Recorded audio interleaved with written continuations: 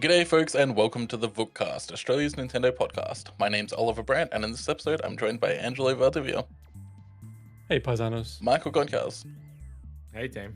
and Luke Henderson. Hello there. That was quite delayed. What was that? Luke is powered by AI. It's Right, the DLSS 5 version of Luke. Fucking hell. He's just not yassified, he's actually just AI.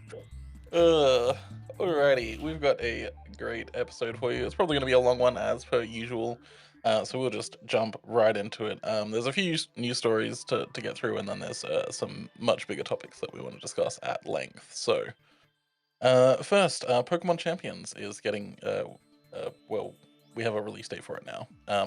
So it's coming out on April 8th. We already knew it's coming out in April. It's just that we got it confirmed that it was on the 8th. It's free to play. There are like a whole bunch of different monetization schemes. There's like a monthly season wide. I don't know exactly what it's going to be. There's like a season wide battle pass that you can upgrade. There's like a monthly membership, which we don't really know what that gives you. And then there's like other things as well, like boosters and shit. The usual free-to-play shit that you see, but nothing is locked behind paying any money, which is nice at least. It connects to Pokemon Home, so if you've got Pokemon in Pokemon Home from other games that you've played, you can just like import those into Champions and use those rather than having to use points, etc., that you earn in the game to recruit Pokemon. But the game doesn't contain all current Pokemon. We know recently that it is only fully evolved Pokemon at launch, which makes sense because it's a competitive app, and also Pikachu, because they're not going to launch a game that doesn't have Pikachu as one of the playable Pokemon. Yeah, and if you don't have Pokemon Home, you can rent Pokemon and then buy Pokemon. So, yeah. I mean, this is the competitive game for this year. Probably the competitive game going forwards, as many people will know. There are, competitive tournaments, not quite esports, I would say. It's esports adjacent. But there's, a competitive league that runs throughout the year and then culminates in Worlds, which is usually in August. So, yeah, that is where it's going to be played from now on. The mobile version of the game is not coming out on April 8th. That is coming later in the year, presumably still before Worlds, because they said that they want to have the game out on all platforms before Worlds.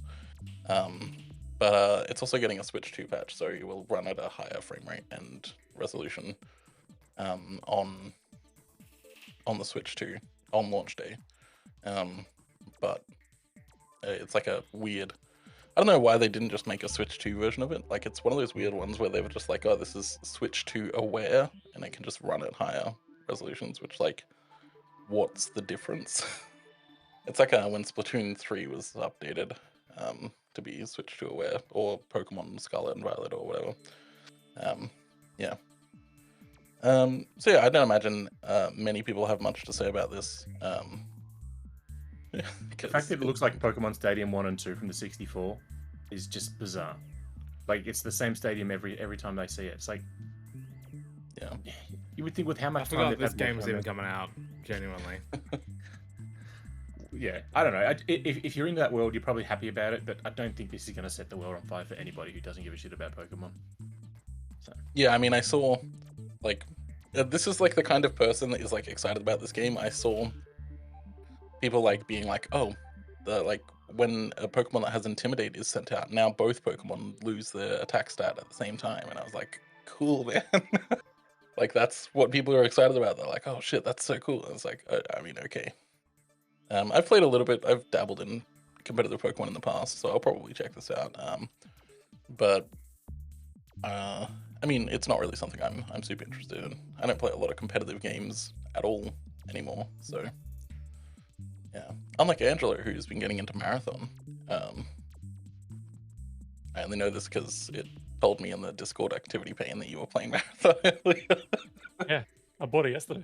I don't know if you guys realize this, but like, me being a console player for like 99% of my life, But with subscription services just costing so much more these days, and I just I'm so sick of just blowing my money into the ether. I'm like, I might not just subscribe anymore. I might just like let them lapse. But then that's going to affect me being able to play my games online. But then I noticed this huge trend that's currently happening. It's taking like technology by storm. I don't know if you guys have heard of this, but like you can actually play your video games on your own home personal computers. Wild. And so like I just gave that a crack, and I'm like, oh my god, I can play all of my online games on my personal computer without paying subscriptions. Revolutionary. Absolutely mind blown. I cannot believe it. Dude, I am playing Marathon, I am playing Arc Raiders, I am playing the Division 1 because that was super cheap, and those servers are still kicking off. Boy, I'm getting into extraction shooters, by the way. It's my new thing. Well, that'll come in handy eventually when Nintendo launches their own extraction shooter in like 7 years. Can you imagine a Pokemon extraction shooter? That would be sick. That would kind of be sick. Yeah. We'll keep moving through the news. Minecraft Dungeons 2 was announced for Switch and Switch 2, as well as PlayStation 5, Xbox, PC, all the platforms except Xbox One and PS4, which are not getting it. So the first Minecraft Dungeons released in 2020. Got 4 major expansions after that, which I did not know. And the second game is a story sequel to the first. Yeah, in terms of gameplay, if you didn't play the original, it's basically just Diablo, but it's in the Minecraft world, and there's like some light, like base building kind of elements as well. But yeah, it's coming out at some point later this year, and yeah, no firmer date than that. This is not super surprising. Minecraft Dungeons did really well. I think it sold like 10 million copies. Yeah, it outside of the original, the basic Minecraft, this is the only spin-off that's actually made anyone aware of the fact that there's more than just basic Minecraft, because Legends just bombed completely. So yeah. But I'm also not surprised that the Switch One is the only console from last gen that is getting it, because I imagine that was where the bulk of sales came from in the first game. So yeah. It's also surprising to me that we're getting Minecraft Dungeons 2 on Switch 2 before we're getting a Switch 2 version of Minecraft. Yeah, that's really weird. It's weird that there's no Switch 2 version of Minecraft yet, because like it's not even been updated to be Switch aware. Like it kind of a Switch 2 aware. Like it is naturally running better because the Switch 2 does that. Mm-hmm. But yeah, it's very weird that there just isn't a Switch 2 version of it yet. But I mean, that's Microsoft. Microsoft is weird about the Switch 2 currently. So yeah. Anyone excited for Minecraft Dungeons 2? Did anyone play the first game? I played the first Yeah, I game. mean, I was playing it with my partner. We played online with her sister as well. So we're doing like three-player co-op. And yeah, it's fun. It's really cool. Yeah, I mean, I played it for review, and it was a pretty decent game. Yeah, I think it's one of those games that is definitely better if you're playing with other people. I think playing alone, it's just like, what are we doing here? They've built it that you can play it alone, but it's like if you played any sort of sports game on your own. It's like eventually you're going to get to the point where it's like you're just repeating everything. With somebody else, you just have more fun because the chaos that's created from 2 or more players becomes joyful. So That's Minecraft in general, though. Minecraft has always been a lot more enjoyable with other people, particularly for kids, right? Kids are social creatures by nature. Like, they just want to kind of interact with other people a lot. And, like, just putting kids in the mix and then getting them to play a game online with their friends. One that's, mostly harmless like this. Yeah, it completely makes sense. And, like, making it like a dungeon crawler as well. Like, the thing about Minecraft, like, I like Minecraft as a concept, but I find it really hard to just jump into, especially nowadays. Like, with the original like alpha or beta release, no one knew what they were doing, so you were constantly having to discover things. Whereas these days you go in there, I find that it's actually super overwhelming, and I find it hard to actually find out what it is that I'm meant to do because there just seems to be so much to do. Whereas Minecraft Dungeons, like, you just jump in and it gives you clear objectives, and you've got these relatively small areas to explore, and then you just kind of just keep progressing through these different little biome type things. And for kids, like, it's their little objective markers. They can jump in with their friends. They play for like 45 minutes to an hour or something like that. They finish a couple of missions, and it's just so easy to kind of like tick things off a list. So it's great for that. Yeah. We've got a couple of Lego stories here. You know how much we love Lego on this podcast. We've done a lot. I mean, I know I'm the one who puts the run sheet together. I will admit that, but it's like there's been a lot of Lego stories this year already for Nintendo related Lego. So the first one is that there are like proper Super Mario minifigs coming. They're not the weird like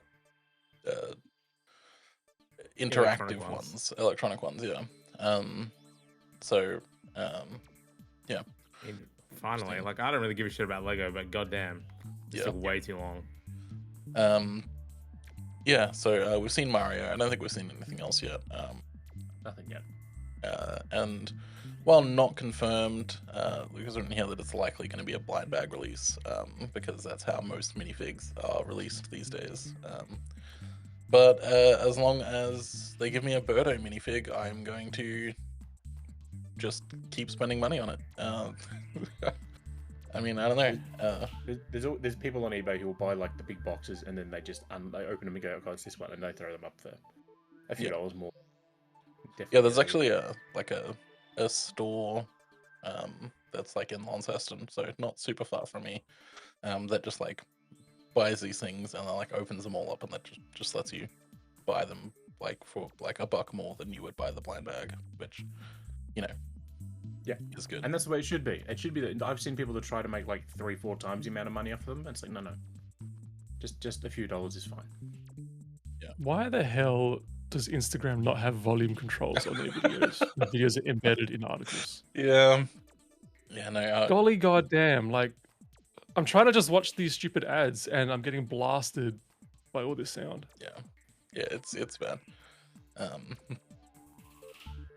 But yeah, I think this is kind of good because like we all you can see it in those guys' background, but we're all at space is a luxury. We don't have infinite shelf space anymore.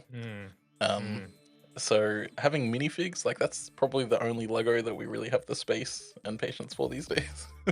Behind me now, I have 4 boxes of Lego sets that I've not built.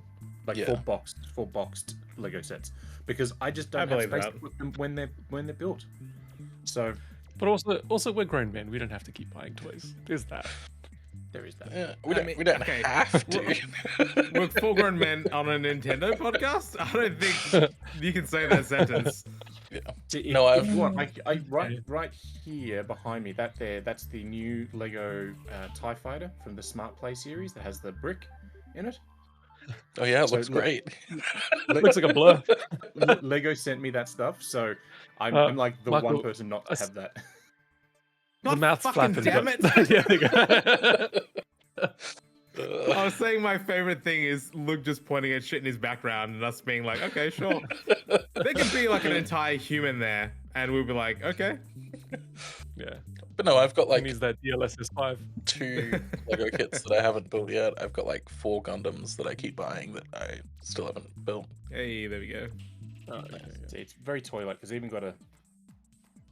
It's very toy-like because it's a toy. But when you put the brick in there.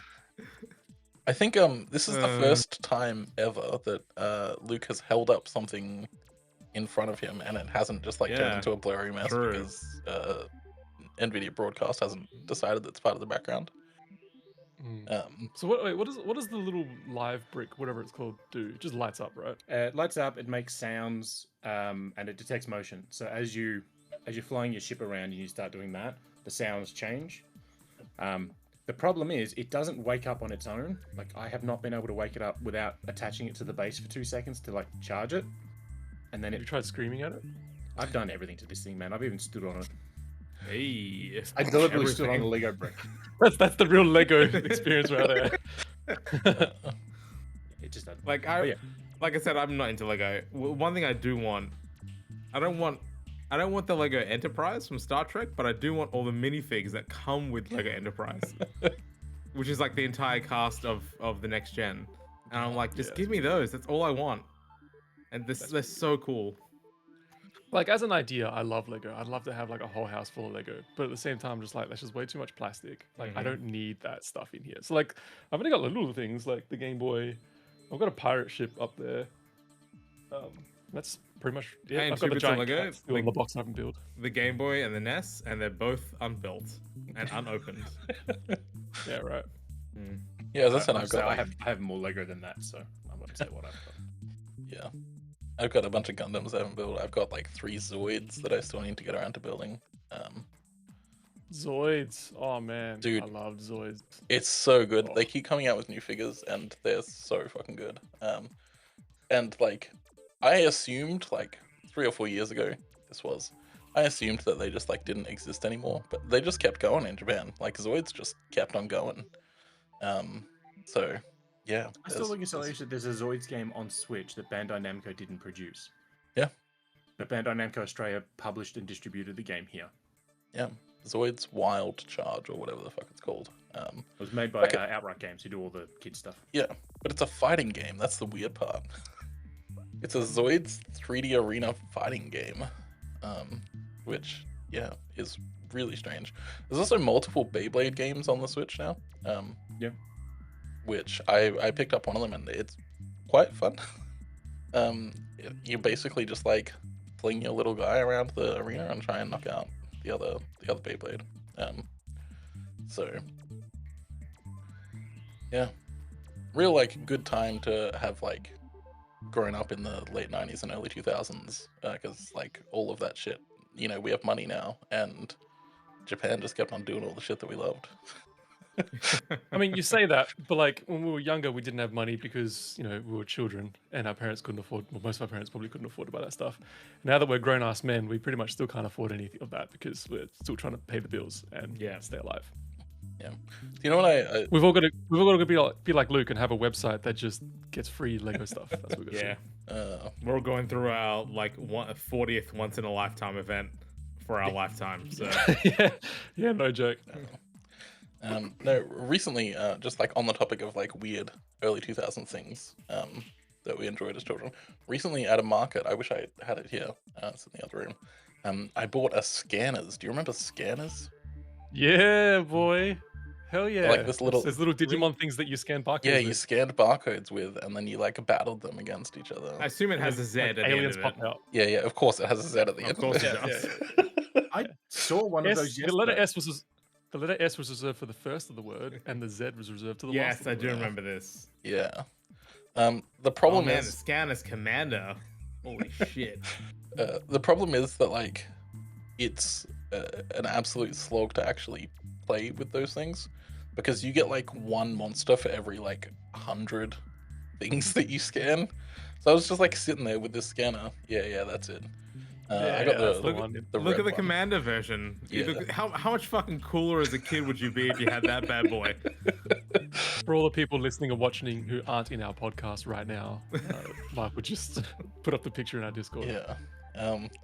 But no, They look like the worst like medical devices ever. Yeah. On the Commander version, that little pipe, like it's a fucking Borg, is amazing. Yeah, like that looks like something that a doctor would put in behind me. yeah. But yeah, no, I like went through my pantry and like scanned basically everything in there, and I didn't get a single thing. And then I was like, I can't go to the supermarket publicly and just start scanning stuff because I'm 31 years yes, old. You can.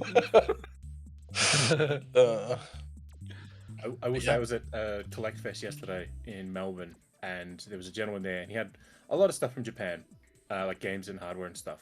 Like he was selling the GBA GameCube link cable for $60.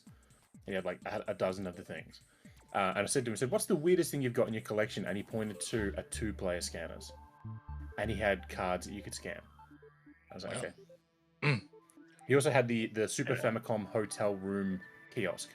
So in Japan, they had actual big chunky units that would sit under the TV and were full of Famicom games, the Super Famicom games that people could play in the hotel room. He had one of those for stuff. Dude, I love how high just 2000s tech looked in back in the day. Like it's like the N-Gage, these fucking things. This is 2000s. e-reader. This is 90s. Nah, this is 2000s. Scanners was like 2002. The the image that you posted even has the copyright in it, 2004. Oh, okay, there we go. Yeah. Guess I'll shut the But yeah, fuck man. up. 2000s tech was the best. Holy crap! Yeah. Like the colorful IMAX that you could get. Oh, But the That first thing reminds you me- get in a Okay. new decade is always I from was the gonna last point, I just googled it. It released in 2000. That's Okay. pretty borderline. Yeah. well, no man, 2000 sounds pretty 2000s to me. Was it on or after January 1st? Get out of here, Luke. Man, that reminds me. If you go to Kmart or Bunnings right now, they have like clear colored plastic, like power boards, like power strips. Oh, They yeah. look exactly Whoa. like it's like the exact same like kind of clear plastic that was in like the IMAX of that era. They're absolutely sick. They're probably a fire hazard because it's like the cheapest shit possible. I was But- just but thinking that. when you turn it on, when you turn it on, can you see the power? Yeah, you can't see the power, but you can see everything in it. It's quite fun. Looking at that, I didn't. I mean, like I knew, but I didn't realize. I guess it just didn't click in my head just like how little is in a power strip like that, because it's like 4 wires and like a chunk of metal, and that's it. Yeah. But I'm trying to find a photo of it now so I can put it in the video, and I've just seen Kmart have purple and blue zigzag power boards. they do, yeah. I don't know why they exist that way. Because it's cool. It's Arlec branded, which I think all of their electrical stuff is. I'm gonna find it now. I have to find it now. Dude, I really want to scanners now. They're so cool, man. They I'm suck sure to they're actually available. play. But you know what? I actually want like just the shell and the buttons, and I want to get it to someone who can convert it into like a more modern iPod Touch or something. That would be Can you sick. install my That'd be iPhone into the sweet. scanners, please?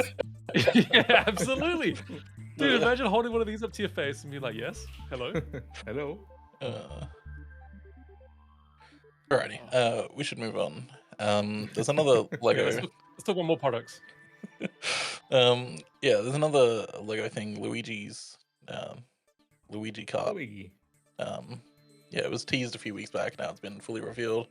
It costs $280 in Australia, and reveals and it has Yikes. 2,234 pieces. And Luke has written here, well, you can't make the Luigi Death Stare meme with just the set if you have the Mario and Kart set. Taking Mario's eyebrow pieces and putting them on will make Luigi angry. So if you want to spend They're like the same size, but Mario's are slightly pointed downwards. So if you put those on, I saw a video of somebody doing it. That's why I know it works. Right. So So yeah, if you want to spend like $600 to recreate a meme with Lego, that's the way to do it. This is one of those Lego sets where I just look at it, I'm like, this doesn't fucking look like Lego.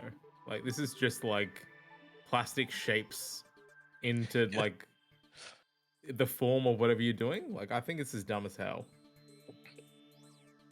Yeah. Yeah, it is like a little too round. Like, I think if you're gonna have something that's Lego, make it look like Lego. Like, it should look a little bit scuffed up and a little bit janky because you've built it with bricks, you know? This just looks Like, like his entire a head is toy. like 4,000 bricks because it's so fucking detailed. Yeah. It should be 4 bricks. His eyes should be just a blue square. Like, nobody, like, just make it basic. Yeah. Yeah. Let's talk about the Super Mario Galaxy movie. This is coming out in a couple days. We'll probably be up at vaguely the same time that this episode goes live. probably. Yeah, there was the weirdest reveal I think we've seen for this film so far. Nintendo and Universal revealed that Fox McCloud is in the film. So it was confirmed a day later that Glenn Powell is the voice of Fox. And this is the second non-Mario related character that is going to appear in the film, after the Pikmin showed up in a marketing character trailer. I'll take the prediction point now, lads. Um, For those who don't remember, my gag was that at the end of the film, a Nick Fury-like character would come out at the post-credits and reveal the Smash Brothers initiative. We're Yeah. there. I mean, I feel like we are there. Wasn't that like your bullshit one as well? Yeah, exactly. It was. That's the best part. Yeah. So some people thought that a ship in one trailer previously was Samus. You know, probably not. Probably is just Fox. I mean, Samus could be in there. They could be anyone really. Fox being in there, like there were like references to Pikmin in the first film, but like the actual characters now. So, but that's like not a big deal. But like having an actual character, like an actual proper character, be in this film now, it's like I don't really know what's going on anymore. But it's clear that it's not just like Mario anymore. It's not an Easter egg. It's a fully fledged cameo / actual character. Imagine if Toad like took off his little cap and then he revealed that there's a Metroid under there, and that's how like we go into the Metroid universe. I will say, if Samus did pop up, it would be the absolute funniest thing to me if Brie Larson wasn't the voice. She's been campaigning for years. She's the voice of Rosalinda in the movie, but she's been campaigning for years to play Samus Aran in either live action or animation. She's a massive Metroid fan. She wants to play the character, and it would just be the highlight of hilarity for her to be in a Nintendo movie and not be voicing Samus. Maybe this is where we find out that Rosalina and Samus are the same person. Just different points in the timeline. To be fair, we never see what happens when Samus isn't bounty hunting. Maybe she spends her time reading to Star Trek. You've never seen them in the same room. So. Exactly. And they both wear blue. Yeah. I mean, it all adds up. But yeah, I mean, this is... I saw a post the other day that was like, oh, I don't know why people are concerned about all of the trailers spoiling the plot of the movie because there isn't going to be a plot. And I was like, I mean, kind of, yeah. Like, if it's anything like the first film, it will be a connected series of hype events that, like, 30-year-olds like us will. Yeah. Oh, my sweet summer prince, 30-year-olds. Okay. 30-plus-year-olds will be like, hey, that's a character that I know. Like, that's what it's going to be. Yep. This is such a wild late reveal, though. Like, a week Yeah, before really the is. movie came out. Like, okay, Like what? it felt like an April Fool's gag, especially since the movie comes out on April 1st as well. Yeah, I don't know. It's weird that like this feels like it's crept up because like I was just thinking about it the other day, and then my partner and I booked tickets for it, and it's like it feels like the marketing for this has been like a really, really short time period, but then like the film itself just like crept up real quick because I thought it was like I kind of vaguely knew that it was in the first half of the year, but I wasn't really thinking about the fact that it's like in a week. Yeah, it's just suddenly. I genuinely think it's wild that this was revealed and it wasn't just like kept quiet as a surprise cameo that people just flip their like lids over. Yeah. Like that's kind of crazy to me. This isn't like people aren't going to see this announcement and be like, oh, now I have to see the Mario movie. Like, it's not going to change anything. Like I genuinely wonder, like it could be possible that they're doing this as like Fox McCloud's in this one. Maybe like there's a conspiracy that there's more that might get announced. I don't know. Maybe like Ike will just crash through a wall or something from Fire Emblem. Yeah. I like how you'd say from let's not go Fire down to Emblem. Fire Nobody Emblem. knows who the hell Ike is anyway. Yeah, I should have gone with Marth. But yeah, I mean, does everyone have their tickets booked? Everyone can go see it on April 1st?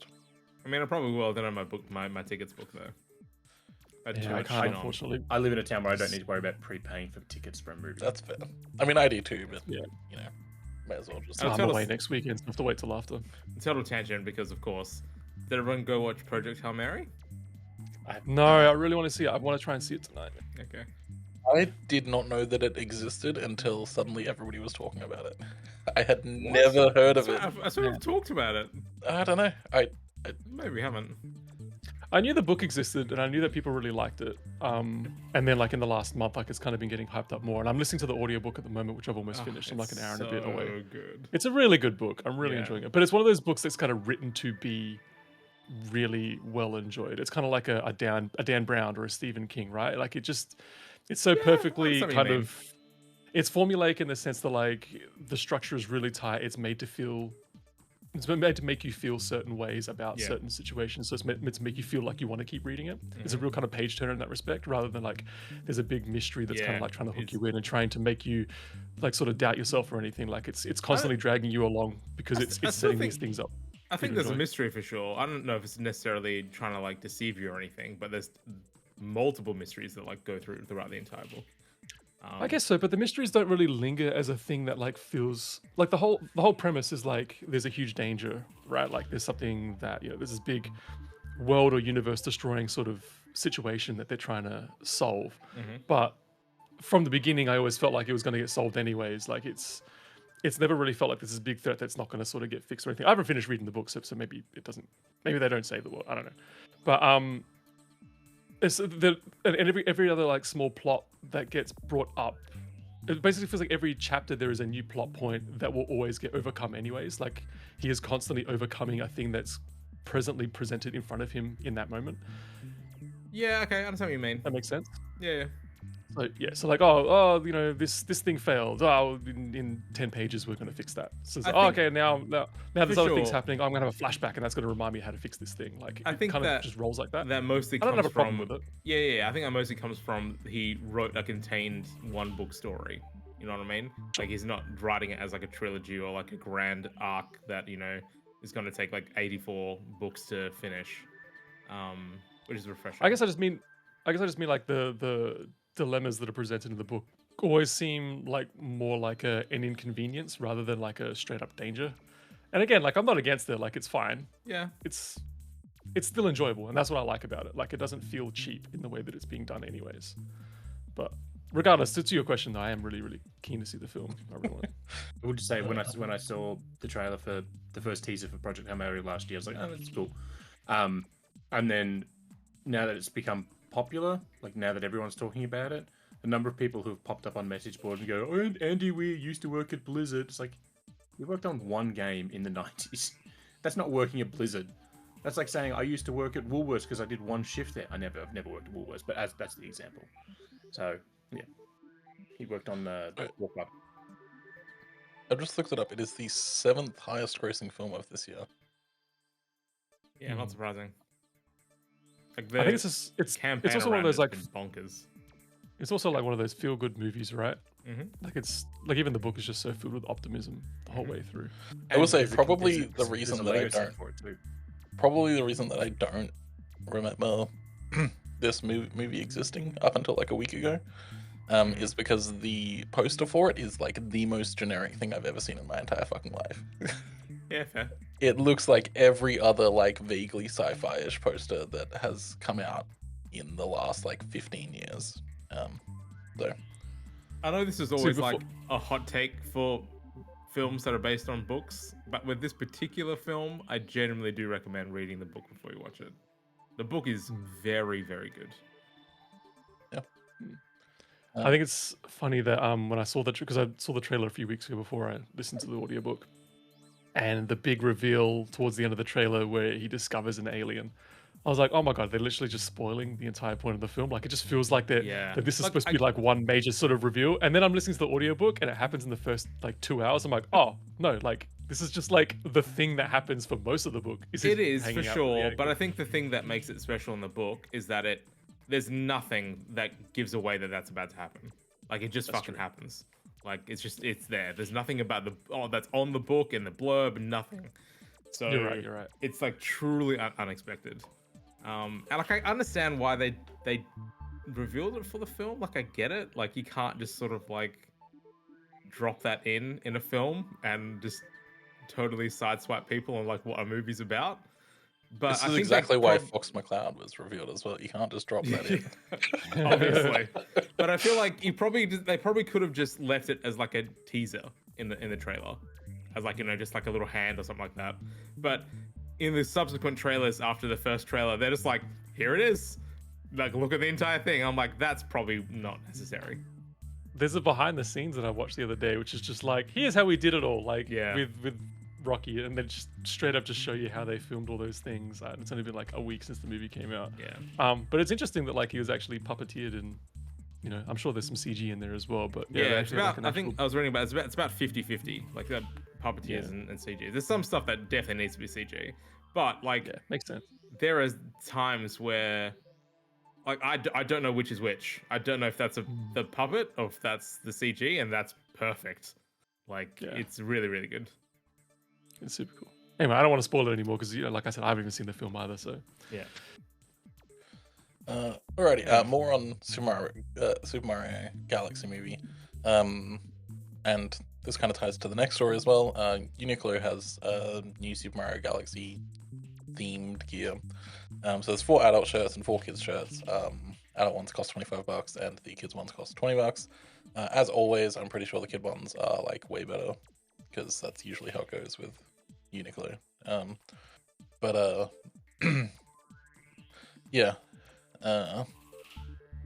you can do that now. You can rep the merch while you go see the movie. The only thing that saves me for Uniqlo is the fact that they are so cheap.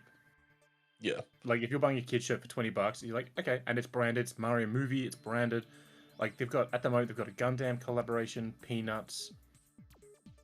They've always got Peanuts, dude. Yeah, but They've always got Mickey Peanuts. Mouse. They've always got like the usual things, but there's like they always have these nice designs and they're always affordable. Whereas usually when you see like a Mario movie, maybe not Mario movie, when you see merch for a movie, it's usually $50 for a T-shirt. It's like the fact that they're always so cheap. It's all relative at the end of the day. Like $20 for one kid shirt is a lot for some people. Like you can get a shirt from Kmart for literally like $2. Oh, I'm not saying that it's the cheapest shirt, but in terms of like licensed stuff, sure. It's always down on the lower end of the spectrum. So I appreciate that at least. Yeah, I mean, like, I'm glad for this because like my partner's wardrobe is like 70% Uniqlo stuff. So, more for him. And yeah, there's also Pokemon Pocopia stuff. So this is a really interesting thing that not a lot of people really know about. There's this thing called UT which is a thing that happens in some Uniqlo stores in Australia. That is Melbourne Emporium, Brisbane Queen Street, and Perth Murray Street, where you get to basically design a shirt. And what they've added now is Pokemon Pocopia elements. So there's like Pikachu and Pikachu, Moslax Ditto, a few other things as well.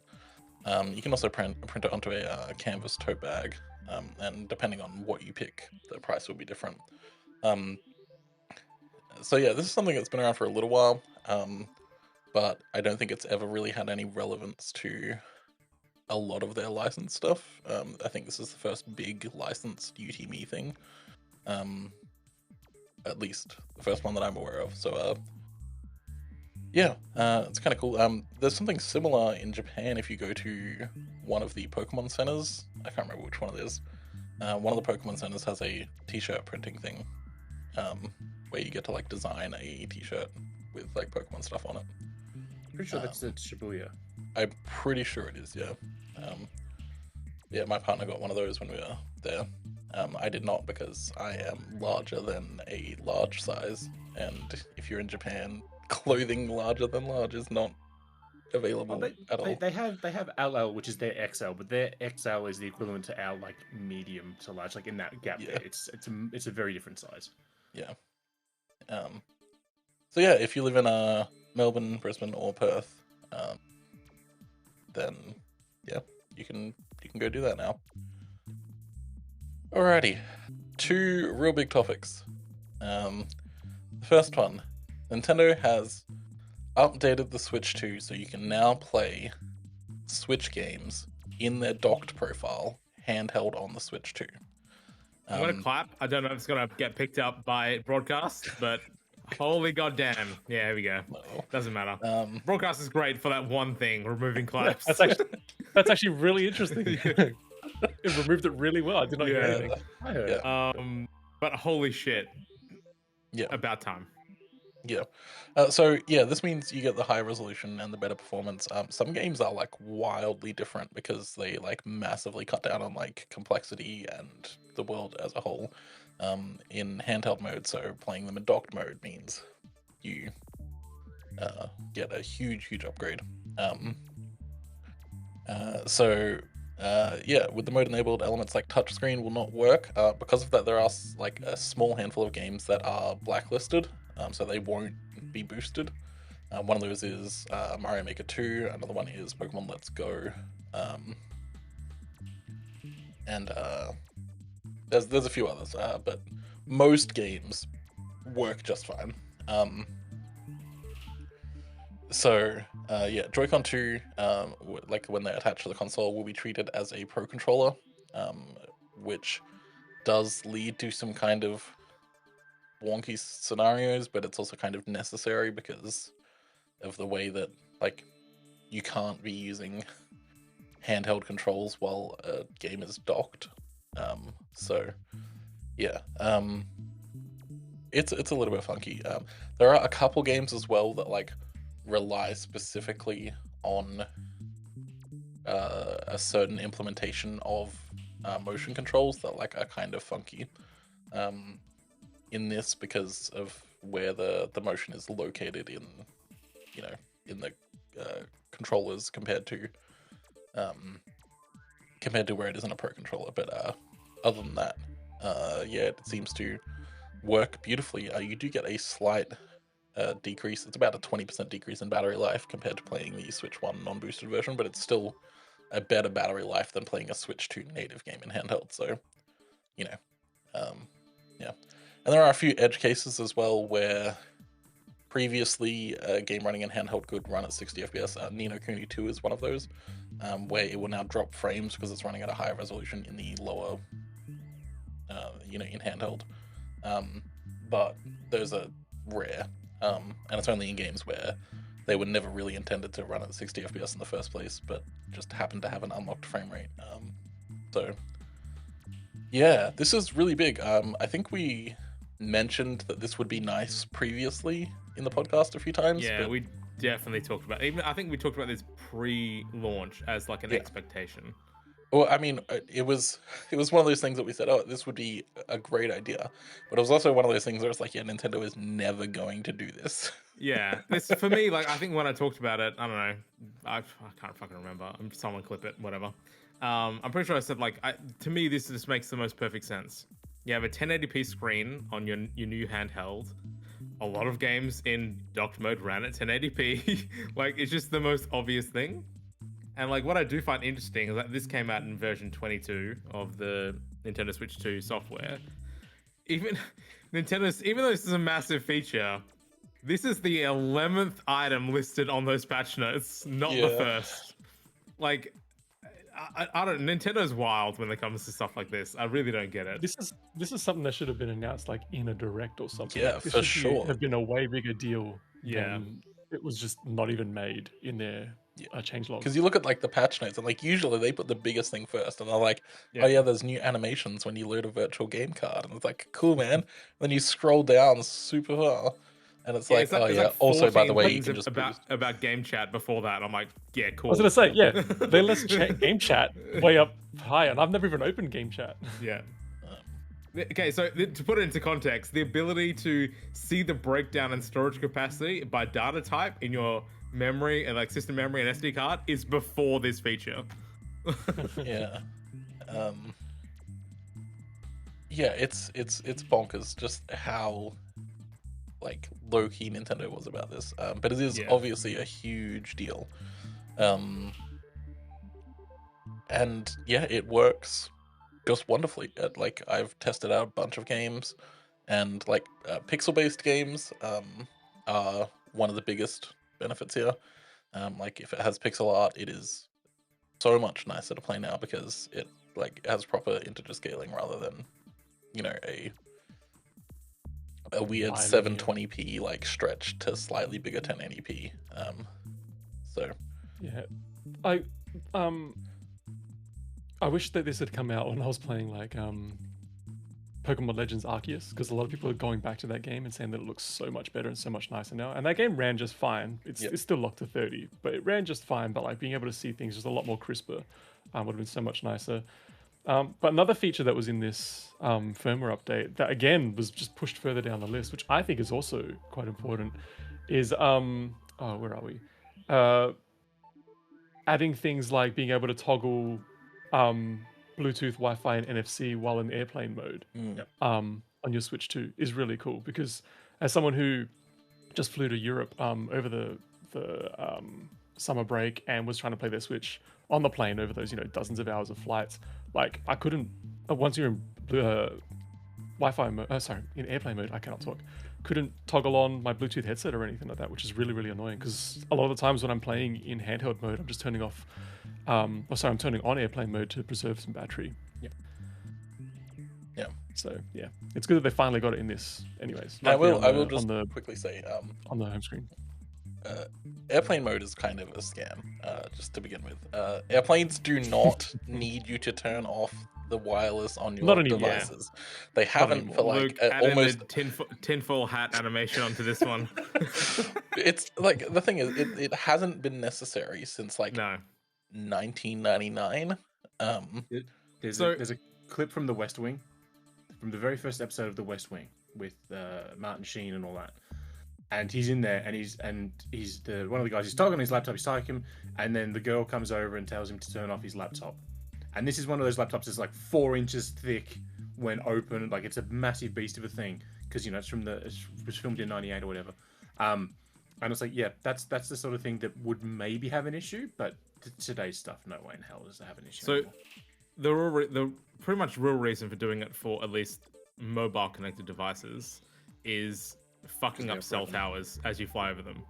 So if you have like a ton of planes going over highly populated cities and there's like 100 people on a plane or more, right, and every single device as it flies over is going at like 300 k's an hour and hitting like every single cell tower trying to like connect to a service, it literally will destroy entire mobile networks.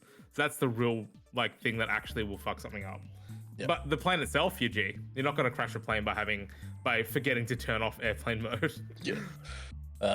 Well, I mean, like when you're on planes, like they encourage you to connect your iPad or your phone to their wireless service, anyways. Yeah. So that way you can watch things like movies and stuff on their own in-flight When service. I Pacific, as an airline, has Bluetooth options like on their in-seat entertainment. You can pair your headphones to your seat for Bluetooth audio now. So it's like if they're doing that, then Bluetooth and all that shit's fine.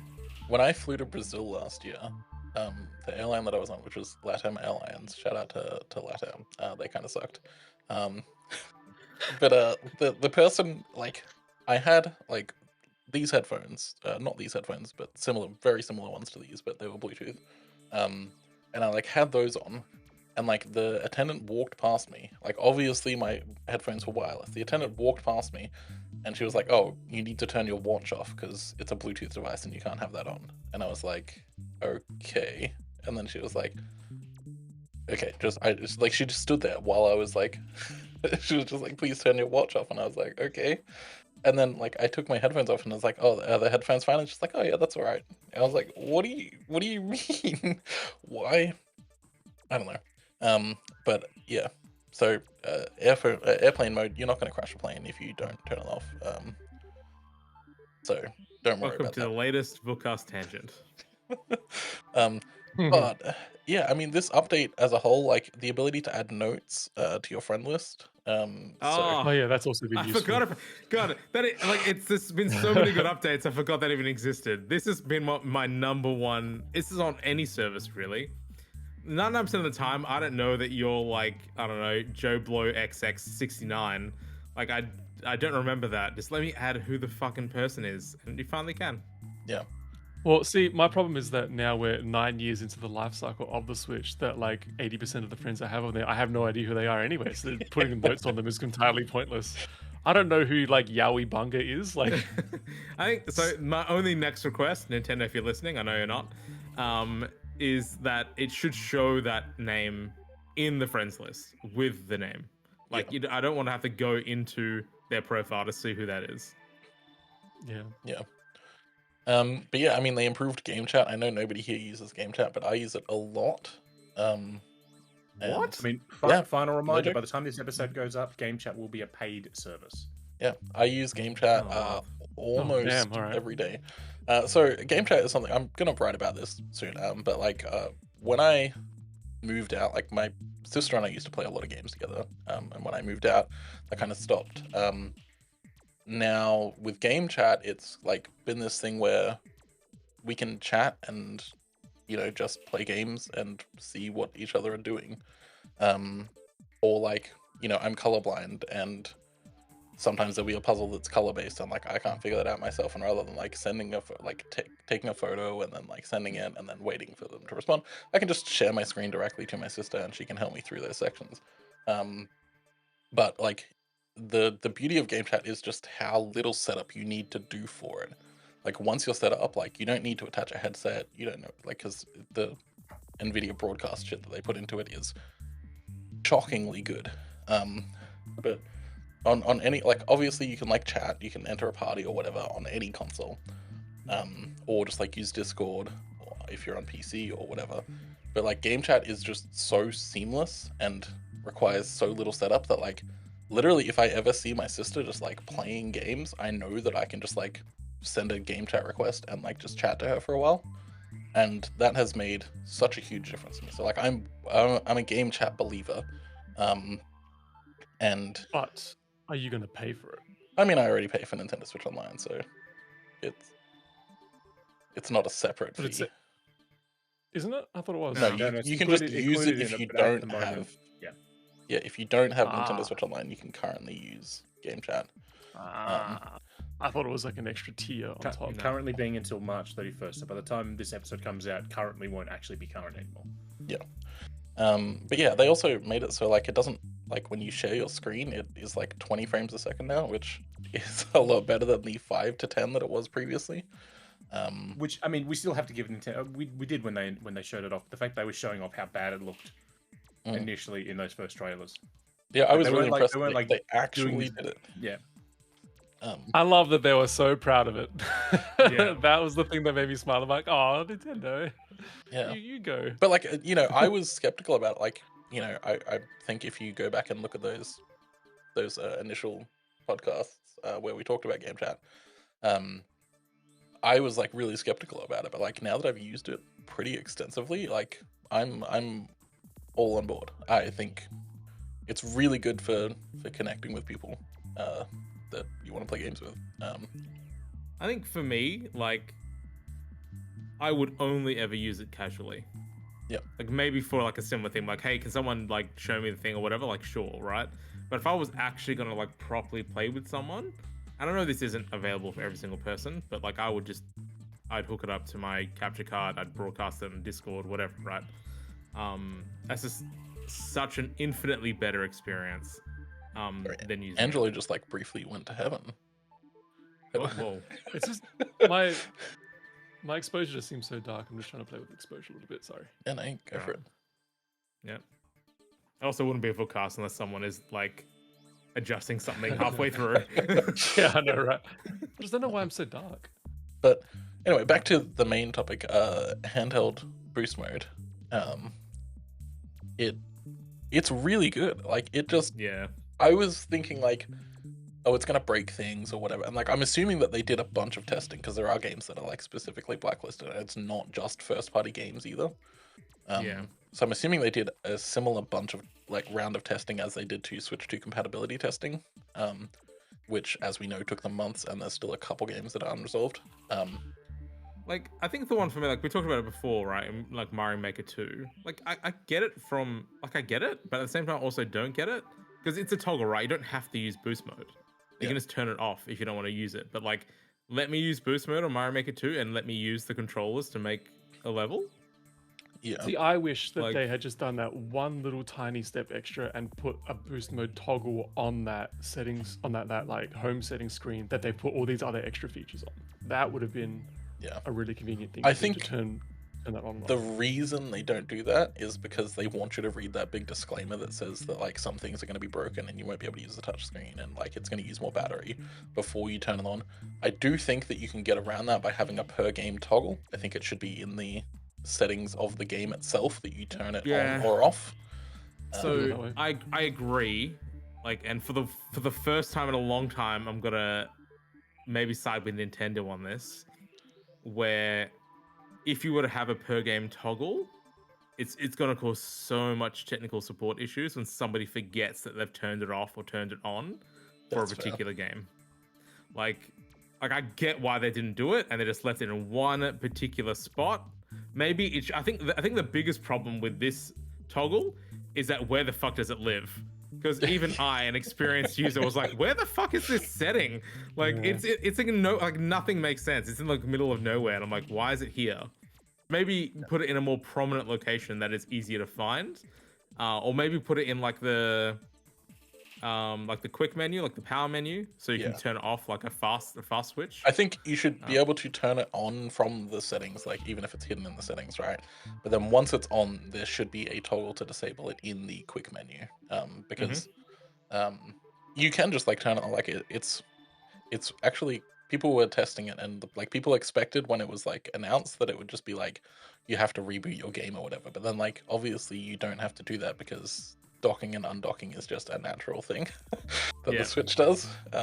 So you can just like toggle it on and off like during gameplay to see the difference. I mean, when I was grabbing screens for that to see how it was going to look, it was a pain going into a game, grabbing a screen, going out of the game, into the settings, turning off, and going back into the game. So that was annoying. But it's like I'm not going to be doing that every time I play a Switch game on my Switch too. Like, so I think it'd be like where it is. It's a pain. It's a stupid spot. It should be its own little menu. It shouldn't be buried under system.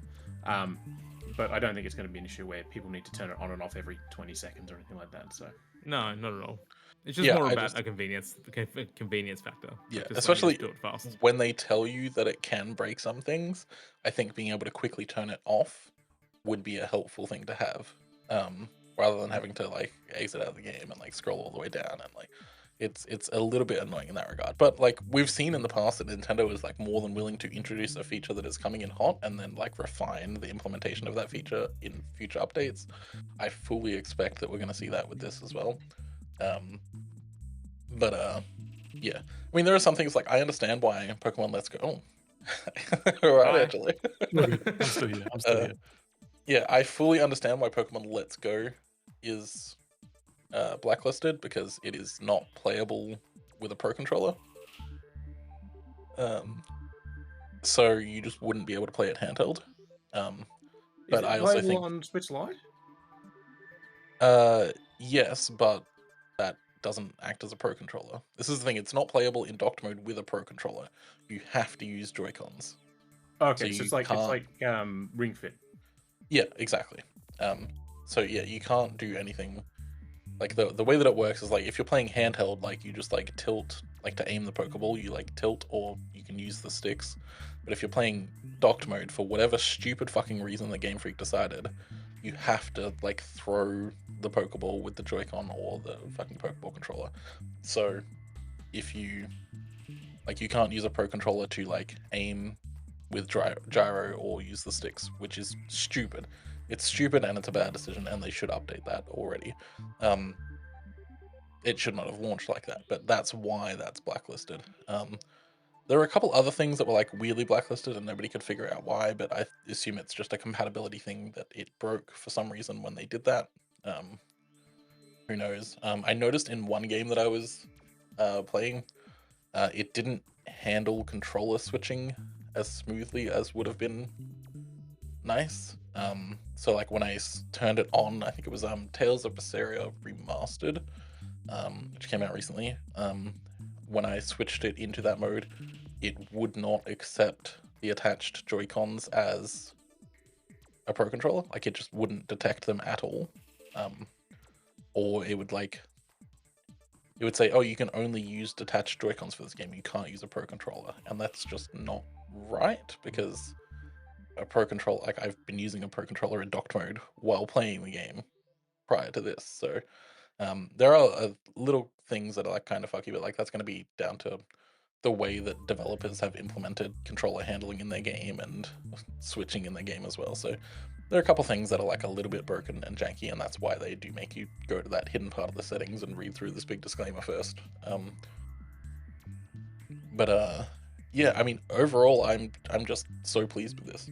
The Xenoblade games are just night and day difference, because like they were running at like 300p or below in handheld previously, and like they up to like 900p in docked mode. So they're actually like, you can see what's going on the screen now. Yeah. Like, is Xenoblade Chronicles X Definitive Edition on Switch 1 running on boost mode on Switch 2 better? So than the Switch 2? it's not running better, but it looks way hell of a lot better. Yeah.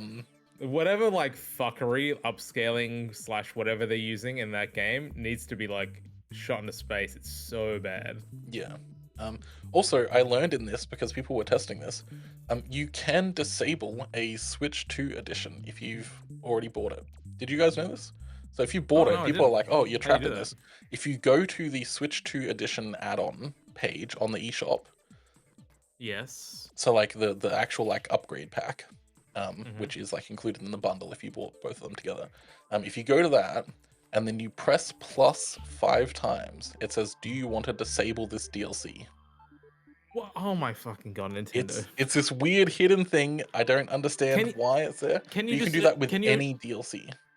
can you just eject the virtual game card? No, Surely because that works. you No? can't eject just the DLC. You can. It's a package deal, so you can only. What the? Oh my god. So they did. So with the meetup and Battle I love that even in a segment about how we're so happy with Nintendo, like something fucking comes out and we're like, what?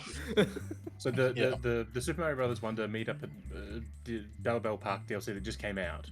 On the home screen for that game, when you load into it, there's a button over to the right that says "Load Nintendo Switch version." Yeah, which is weird. Like it literally says "Load Nintendo Switch version" rather than the Switch 2 edition, which is something I've never seen before in a game. Yeah, so it makes me think that maybe they're aware that sometimes people don't want the Switch 2 edition or something, and yeah, but yeah. So you in any DLC, if you don't want that DLC installed anymore, when you download the game, you do have to re-download if you've already got it installed because it's kind of the way that it works. But yeah, you can just go to the DLC store page and then just press plus 5 times, and it won't do it anymore. It won't download it, which is super helpful to know. That's very funny. Yeah. now So I can just imagine everyone's going to hit on every single page of thing of Nintendo's and start pressing random buttons to see what combination works for something. Yeah. My only real big concern is probably the strong word for this, but like concern, I guess, is that now this is out, this is going to deter people from making Switch 2 editions of their game. Yeah. Yeah. Yeah. I get it. There are a lot of game developers who will be like, "Oh, that's good enough," right? Yeah. I think those developers probably wouldn't have bothered with doing a Switch 2 update anyway. So Probably, yeah. yeah, I mean it's a weird situation. But I mean, I'm hopefully mostly looking at Nintendo here. I hope Nintendo doesn't be like, Yeah. well, we've done that. We don't need to do anything else now. Oh, that's the other thing. Bayonetta. All of the Bayonetta games are so much better because they were all running at like 540p or below in handheld, and now they all run either at native 1080p or 720p, which is Bayonetta 3 ran at 720p regardless. Yeah, Astral Chain as well was like almost unplayable. I was going to say handheld mode. the Platinum like 4 Games pixels. lineup on Switch needs to have or need to get Switch 2 editions. Yeah. I mean, the thing about like whether or not like developers might be deterred from putting on a Switch 2 update, like it still doesn't allow them to reach like 4K resolution in docked mode if they were in Switch 1 mode. So if they still want to reach that and do like, 120 FPS or whatever as well, like they need to be able to run that in Switch 2 mode. They can't do that on the Switch 1 mode. So I guess that's the limiting factor there. If they want to be able to hit those marks, they need to do that. Yeah.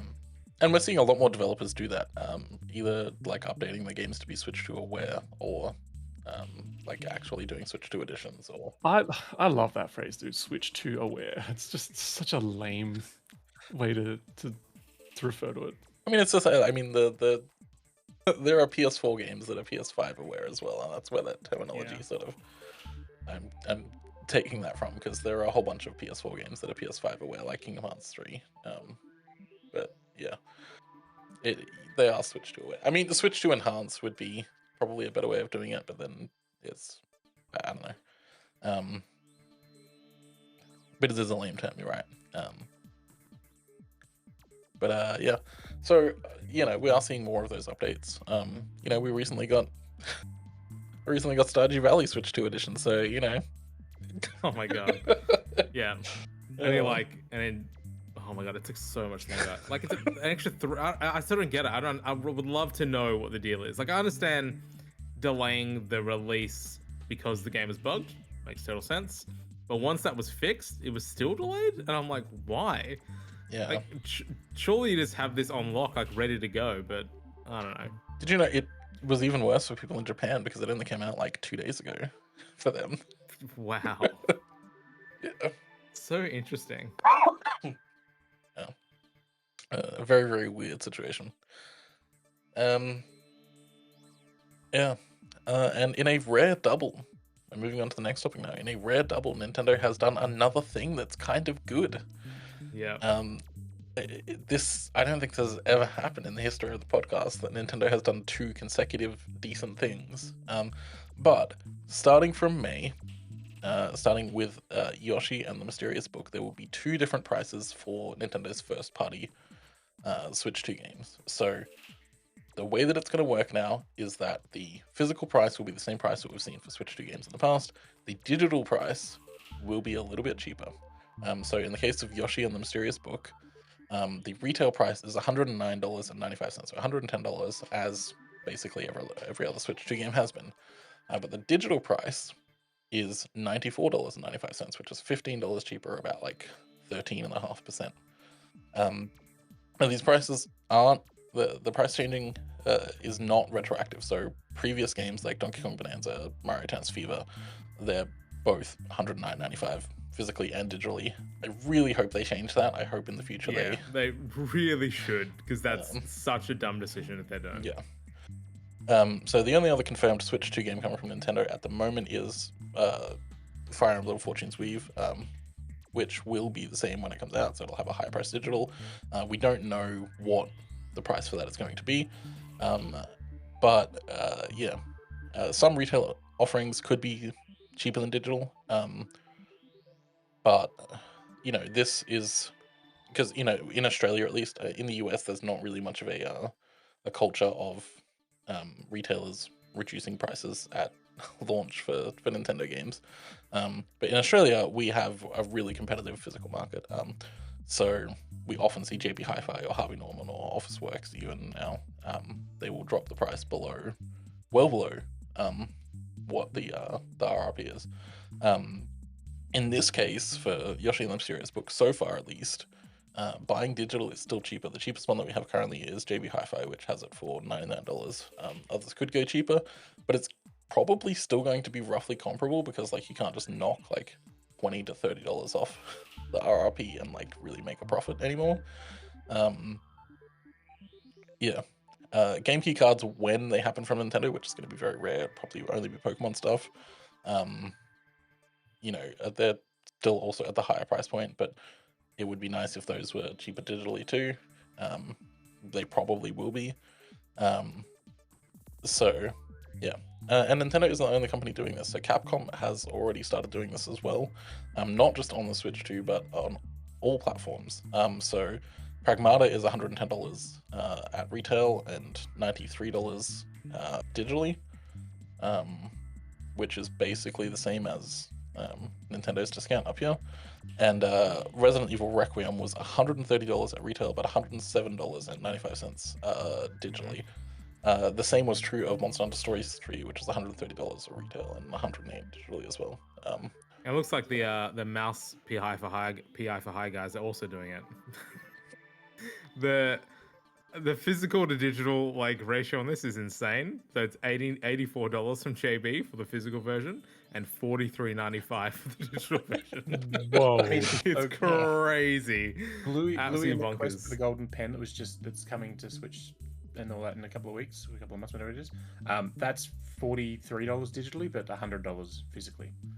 Oh, what? That is nuts. And in a bizarre twist here in Australia, all those games that we've just talked about, so Pragmata, Requiem, Monster Hunter, Mouse, PI for Hire, and Bluey, are all distributed by 5-Star Games.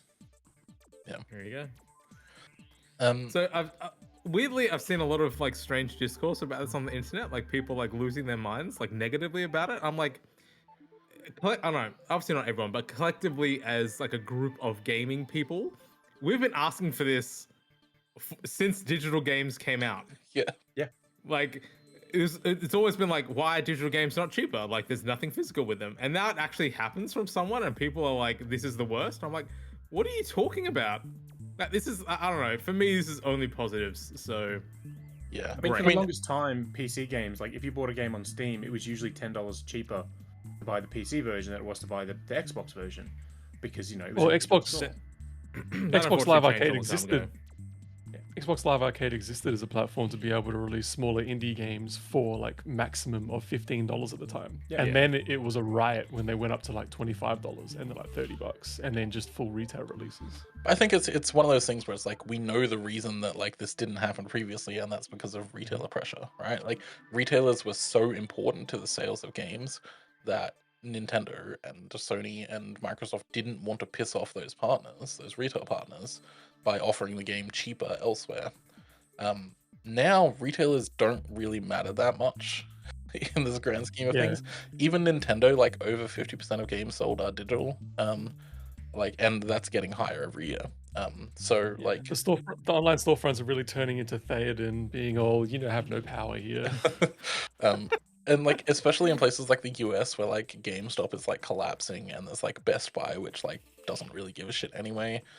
In the UK, there's like no dedicated game stores anymore. The same thing is happening in Europe, and let's face it, like Australia is not far behind in that. So like, Dude, EB Games does not sell mini games anymore. It's like 80% junk. so like EB doesn't care that like you can get it for $15 cheaper on the eShop, because like you can't buy Funko Pops on the eShop. Oh man, I thought you said Fucko Pops, and that's exactly what they are. That's a different story. Yeah, so now we're like in this point where like retailers don't really have power to demand parity anymore. So we are seeing at least two companies, being Capcom and Nintendo, actually exploit the fact that they have that. And like this is the thing, right? Is like Nintendo makes more selling Yoshi for $94.95 digitally, like probably twice as much, honestly, than they do selling a physical copy for $110. Like that's like the capitalistic thing about this, right? It is corporate greed. They want to make more money, and the way that they do that is by making digital more attractive. And yeah, they're earning $15 less than they would have previously, but more people are now incentivized to buy digital, and they're making way more money off the digital copy than they ever would off a physical copy, because they don't have to pay for shipping and manufacturing and like all of this shit. Distribution, Yeah. etc., etc. And then like in Nintendo games on the eShop are rarely on a significant sale anyways. Like the cheapest they usually get down to is like what, $55 or something like that anyway. When their physical copies probably still retail for like 70 or something on Amazon. So And then the flip side too is that with the digital games like Coles and Woolies and Big W, they'll always have those, not always, but they have the 10% off or 15% off, or the very rare 20% off discount on the eShop cards. So you can get $100 eShop card for $85. So instead of paying $95 for Yoshi, you end up paying. If you're doing the whole girl math bullshit, you pay a lot less. And that's something with Nintendo. You know what I mean, but that's something that Nintendo fans have been here in Australia have been doing. That's for the years. best fucking way to unexpected. put it. Holy shit, that's so good. Tell me I'm wrong. No, you're I love that this is 100% right. I love that this is very specifically boy maths and you called it girl maths. That I see it all online all the time. That's how they But yeah, but that's I'm Australians down don't with the have that. internet. I know the memes. How do you do, fellow children? So yeah, I just think it's interesting. Like if you start going down that road of buying your eShop gift cards when they're on sale, or not when they're on sale, but you're getting a discount on them. You get more money. You get benefits for it. And don't ever subscribe to EB Plus. Don't do it if they offer it to you. Don't do it. But if you are already a member, you do get discounts on those gift cards as part of that membership. So, you can get a little bit extra value from it before it lapses and you never sign up again. So yeah, it makes games even cheaper to buy digitally here in Australia with you when you use those methods. So, which is interesting. Yeah. And something that I realized that Vook then put into the article is this is, in a really roundabout way, kind of a replacement of the voucher system. Yeah, it literally is. So previously you would buy, if you were a Nintendo Switch Online subscriber, you could buy a voucher and then get, I think it was like $150 And then- 135 was the price for the 2 vouchers. Yeah, and then you could get 2 Nintendo published games with those vouchers, which was a 15% reduction if you bought the most expensive games. So this is a 13.5% reduction, which is not quite the same, but you also don't need to be subscribed to Nintendo Switch Online. So in a roundabout way, it is kind of just like a replacement for Nintendo Switch Online vouchers. Yeah. Which, it's good. If for people who buy digitally, this is like really good news. I do feel for the people that are still all in on physical because, you're still going to be paying high prices. But I really hope we start to see more and more of this, because it really doesn't make sense anymore to just have physical games. To have physical games cost the same as digital games. Like, that just doesn't make sense. The one thing I would want is for all game keycards to be down cheaper. Maybe not the same as a pure digital release, but they should maybe be $5 more at most. Yeah. Because if you have to download the game anyway, and that's why I put the game keycard thing in there. Like, if Pokemon Pokopia, if they went retroactive, and Pokemon Pokopia was an extra $15 cheaper to buy digitally, you're actually shooting yourself in the foot to buy the physical version of that because it's a keycard. It's the same with Resident Evil Requiem. If you bought I have, it's on my shelf behind me up there, I'll show it later, but I bought the 3-pack of the Resident Evil 2 games on Switch 2, just so I could have it on in the collection. And that price, if I was to buy that on its own physically here in Australia, is $130, but it's $108 to buy it digitally, but then I buy the physical and I still have to download the game anyway. So I'm literally shooting myself in the foot to spite my face, sort of thing, like, because I'm paying more for something that's still a download. So game keycards need to be in that going forward. They need to be cheaper as well. Yeah. I did not realize that Bookcopia was only a keycard. That's sad. Yeah. A lot of people got really annoyed because it's a Nintendo published game, but it's not Nintendo published in Japan. I think that's why it's one of those. That's why it's ended up like that. Is that the Pokemon Company published it themselves in Japan, which means that the Pokemon Company kind of like as far as I know at least, unless you have like actually separate SKUs, you can't publish a game that is a game key card in one region and then a full game card in another region. Like they can't be interoperable. So like Marvelous got around that with slightly different variants on story seasons and to the Daemon X Machina one. Yeah. So they're game key cards in Japan, but they're full releases outside Japan because they're slightly different versions. The way that they did that is the game key card version in Japan is the deluxe edition, whereas in here it's just the standard edition. But yeah, so I know that we've been kind of glazing Nintendo for this story, but I just want to take it back to roasting them a bit on the way this damn thing was announced. Yeah, because a lot of people, particularly dummies like me, completely mistook this entire announcement because all they said that there would be a price disparity between physical and digital. Yeah. And in this day and age and economy, we take price disparity to mean price increase. Yeah. And so in my head, in my boy maths, I expected prices for physical games prices of games in general to be going up, like what, $15, $20. Yeah, so Not the realizing digital that would they were still be actually like trying to say- 110, and then the physical would be like 140 or whatever. Exactly. And then it took clarification from IGN and then other sites to also filter this through that Nintendo actually meant that the prices of physical games would remain the same, but the disparity would be that digital games would get cheaper. Why they didn't just friggin' lead with that in the first place is completely beyond me. Yeah. So yeah, the wording that they that was used a is messy exactly wording. like, so I've got this like long running thread on Blue Sky where like every time I get an email that says there's been a change to the pricing of your subscription, and it's always that the price is going up. It's always bad. It's always bad. It happens so much, and like that's the exact wording that they used in this, where it's like, oh, we're changing the way that prices work, and then they just give no details about it. It's like, okay, so prices are just going up, right? That's usually how it works. It's literally the whole "we need to talk" situation. Yeah. Like, we need to talk isn't, oh, by the way, I'm getting a $30,000 salary increase. Yeah. No, that's not how you start a conversation. Yeah. I will say I did think it was hilarious that Epic, the way they said that they had to increase the price of V-Bucks. Oh my god. But it's not actually an Oh increase. my They're just god. lowering the value of the actual amount you're already paying. Yeah. I'll be Also, honest, just, I didn't read just that as before we saying move it was on, a price increase. absolutely fuck Epic for laying off 1,000 people. They can absolutely get fucked. Like, just genuinely, I'm not going to say what I was gonna say, but like genuinely, like Oh no, you I can think say we would get say it to deplatformed us, and if that happened. say it to us, and I will mute the audio so nobody else hears it.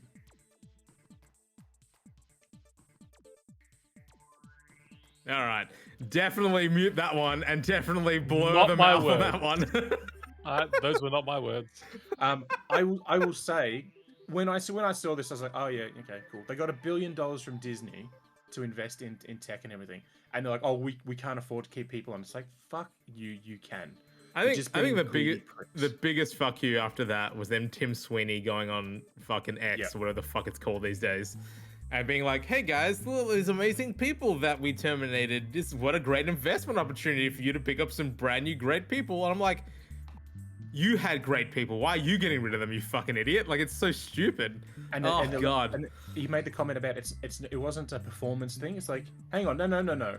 If you're laying off 1,000 people, you would lay off the people that aren't doing their jobs right. You would lay off the people that have either they were hired 3 days ago, and you're like, hey, sorry, we can't keep you on. Blah, blah, blah. You don't lay off the senior technical engineer for Unreal Engine, who basically makes the goddamn thing work.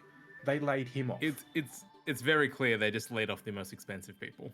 Yeah, correct. I'm gonna be like 1,000% like they just said, hey AI, how do we save this much money? Who do we fire? Like they just went to ChatGPT and they're like, and I'm pretty sure that even AI would have said fire your CEO, and they just ignored it. Yeah. The fact that Tim Sweeney's still there when he keeps dragging them to court because he thinks that they deserve to have, we should be allowed to sell our products on your store. It's like, that's not how it works. You don't get to go to Woolworths and demand to take over half of their bloody supermarket and then install your own register. I just absolutely fuck that. But yeah, go on. What were you saying before that? Oh, I was just saying that how stupid it was their wording. But yeah, I will say when the messaging came out, and I did put it in the story when I wrote that up initially. I didn't myself read it to be prices going up, because I just assumed Nintendo would have been very, very clear that the prices would be going up if that was the case. But as Angelo said, it's one of those things where people read it, and because it wasn't crystal clear, it just became that thing where it's like, okay, we need you to clarify this point. So yeah, it's just funny that Nintendo, What's funny is that like whenever these like big miscommunications happen, like it's always like a little bit more positive than it seems, right? Like when Nintendo is giving bad news, they give it to you straight, but then when they're giving you good news, they're like, is it good news? Could be either. Really, you'll never know until you ask. And like that's the dumbest fucking thing. Like they've never been like just clear about like, hey, we're doing a good thing.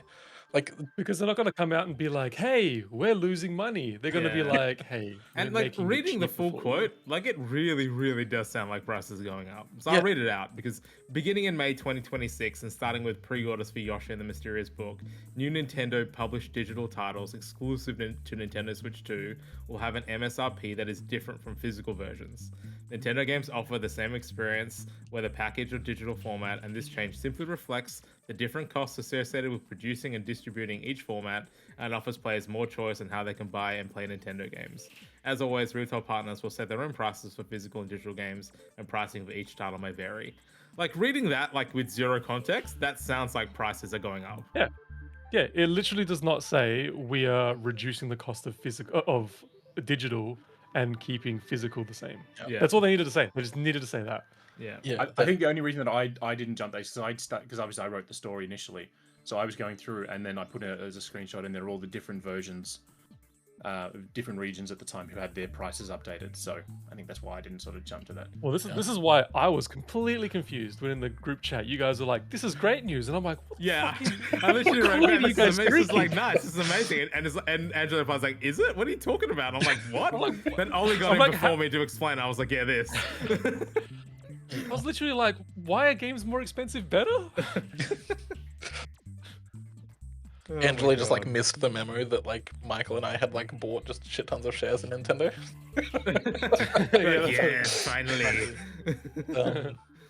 But yeah, so this is a good thing overall. I hope they do make it retroactive and make other digital games cheaper. because They there's should. only like there's like 5 of them, right? Like, just make them cheaper. Like, there's really not that many at this point. Like you've sold most of what you're gonna sell on all of those games already. Maybe not Mario Kart, but That's probably other why they games. won't do it, because of Yeah, Mario probably. Kart. I will Um, say though, the one thing I want Nintendo to do is to discount their Switch games at this point. yeah, Your Switch is done. Drop the fucking price on the games now, people, please. I think if they do that, it's going to be only games that they never plan on updating.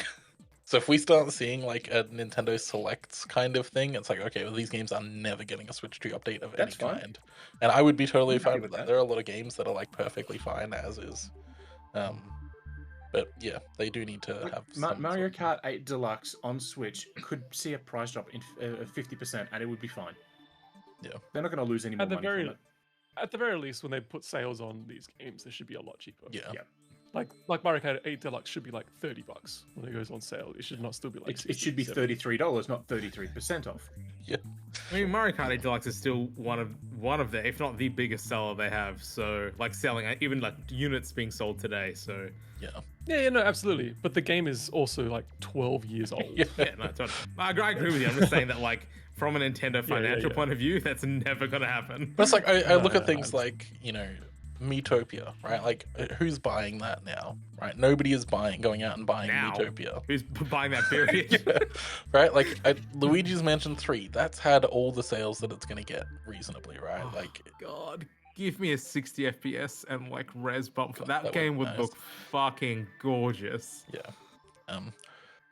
So yeah, there are a lot of things that they could do better, but this is a nice first step that shows that they're actually, thinking about pricing and the way that the world is right now. On that topic, the world is fucked, and because of that, the PlayStation is now $1,000. The PS5 now costs $1,000. So this was another positive story about price changing. Before we go into that, I just want to point out, Nintendo sold 67.35 million copies of Mario Kart 8 Deluxe on Switch 2. If they're making $50 a pop because it retails for $60, they've made, since that game release, $3.36 billion on that game. They can afford to drop the goddamn fucking price now. They can. But yeah, so the PlayStation. I mean, this isn't like an actual topic because, It's but a when we're PlayStation talking- thing, and we're Nintendo, but yeah. we But need like, to talk we about it. can't not Really? talk about it. We can't not talk about the fact that the PlayStation 5 now costs $1,000. I think more importantly is that one of my predictions is definitely coming true this year. Uh, The But, fact is also this is the third price increase this console has had since it launched. yeah. This is the first time Wild. ever that a console has gone up in price. Not ever, but the first time it's gone up in price consecutively. Consoles historically have always gone down in price the longer they're on the market. Yeah. If you were to tell anyone that buying a console on launch day would be a positive financial choice, no one would believe you. Yeah, it's bonkers. So hold on, let me just load up Maxi Geek, to get the prices. Yeah, I've always bought or aimed to buy my consoles since like high school at launch when I can. I just put a pre-order in, save my money over that period of time between the pre-order going in and then launch, and then just get it. And then even if the price comes down like it used to, like over a year or two, I always saw that like the extra $100 that I would have spent is like a year of me owning that console over that time, and then I've had that for a year longer in that life cycle than other people might have. So I've always kind of seen it as a positive getting it at launch, anyways. But like now, absolutely even more so. I've been telling people around me when Switch 2 came out, I'm like, yeah, look, it's expensive now, might be difficult, but if you can get it sooner rather than waiting a year or two, guaranteed it'll be cheaper now to buy than in the future because console prices are going up these Yeah. days. If the Nintendo Switch 2 price doesn't go up in the next couple of months, I'd be amazed. Yeah, Like people will probably argue, oh, but they don't need to because then they'll be the market leader still. It's like no, but like Nintendo does not take losses on their consoles. I think anymore. it doesn't even So, matter. I like, mean, see, if the it's going to thing cost is more, that, like- if it is more expensive to manufacture these consoles because of things like GPU and RAM shortages, etc., like it is going to cost more in about 6 months. I mean, like, we would say traditionally that they don't do that, but they do in Japan now, right? Like, they're selling the Switch 2 at a loss for the Japan-only console. But I see that as more of a net positive for their Japanese economy. Yeah. Like they're not going to do that in because of other markets. Yeah, I mean, we'll have to see how it goes. I don't think it's going to happen like in the next couple months. I think it's like definitely a 6 months or like towards the end of the year kind of thing. But I think it is very likely. Yeah, the increases for the PS5. The PS5 digital edition, which is just like the base model. Which, by the way, I bought my physical edition PS5 Slim for $630. Just keep that in mind as we do that. I mean, it wasn't a Black Friday sale, but even still, the digital edition is $919 Australian. The one with the disc drive included is $999.95, and the PS5 Pro is a whopping $1,399.95. And I think like the Portal has gone up to like $379 now, right? Yeah, $380 now to buy. Yeah. Odd perspective though to have a laugh about is that this thing is now as expensive as a PS3 was. Yeah, it is. So there is that. I bought God. day one when the PlayStation 3 came out. I went to Harvey Norman near me because they were the only ones who had stock, and I bought my PS3 for $1,000. And it was the PS2 model inside as well, so you play PS2 games, and I loved it. I played one PS3 game because that was all there was, and then I went back to PS2 games. And then like 8 months later, they dropped the price for like $300 here and took out the PS2 guts and all that sort of stuff. And I got pissy with them. So for the PS4, I didn't buy it day one because I'm like, Sony are going to screw me over. They're going to drop the price again. And now for the PS5, I was like, probably get it day one. And I'm now really glad I got it day one. Yeah, it's just bonkers. Like, and like, there's a whole bunch of reasons that this is happening, right? Like there's the AI fucking shits are like gobbling up all the RAM and storage and like everything, CPUs, GPUs, the whole fucking lot. I mean, like fucking Samsung's like consumer storage arm is like, oh yeah, no, we're just like selling to OpenAI for the next year, so we're not going to be producing any new products. And it's like, oh cool, that's great that like you're just not selling anything to consumers for a whole fucking year. And there's lots of similar things like that. I mean, there's like Trump's fucking tariffs that keep coming in and out, just making everything harder for companies to import and export anything anywhere. There's fucking, I mean, most of this is Trump's fault. Like, let's be real. There's Trump's. Well, there's also the Iran war as well. Yeah, I was just gonna say stopping, Trump's illegal war in Iran, and like, there's just so much shit that is contributing to this. But like, it's not gonna come down, right? Like, even once all of this ends, they're not gonna drop the price of the PS5 below $1,000, right? Like, that's just not gonna happen. Like, none of this stuff is going away anytime soon. This is like the next, 2 to 5 years at least is going to be just like a complete shit fuck.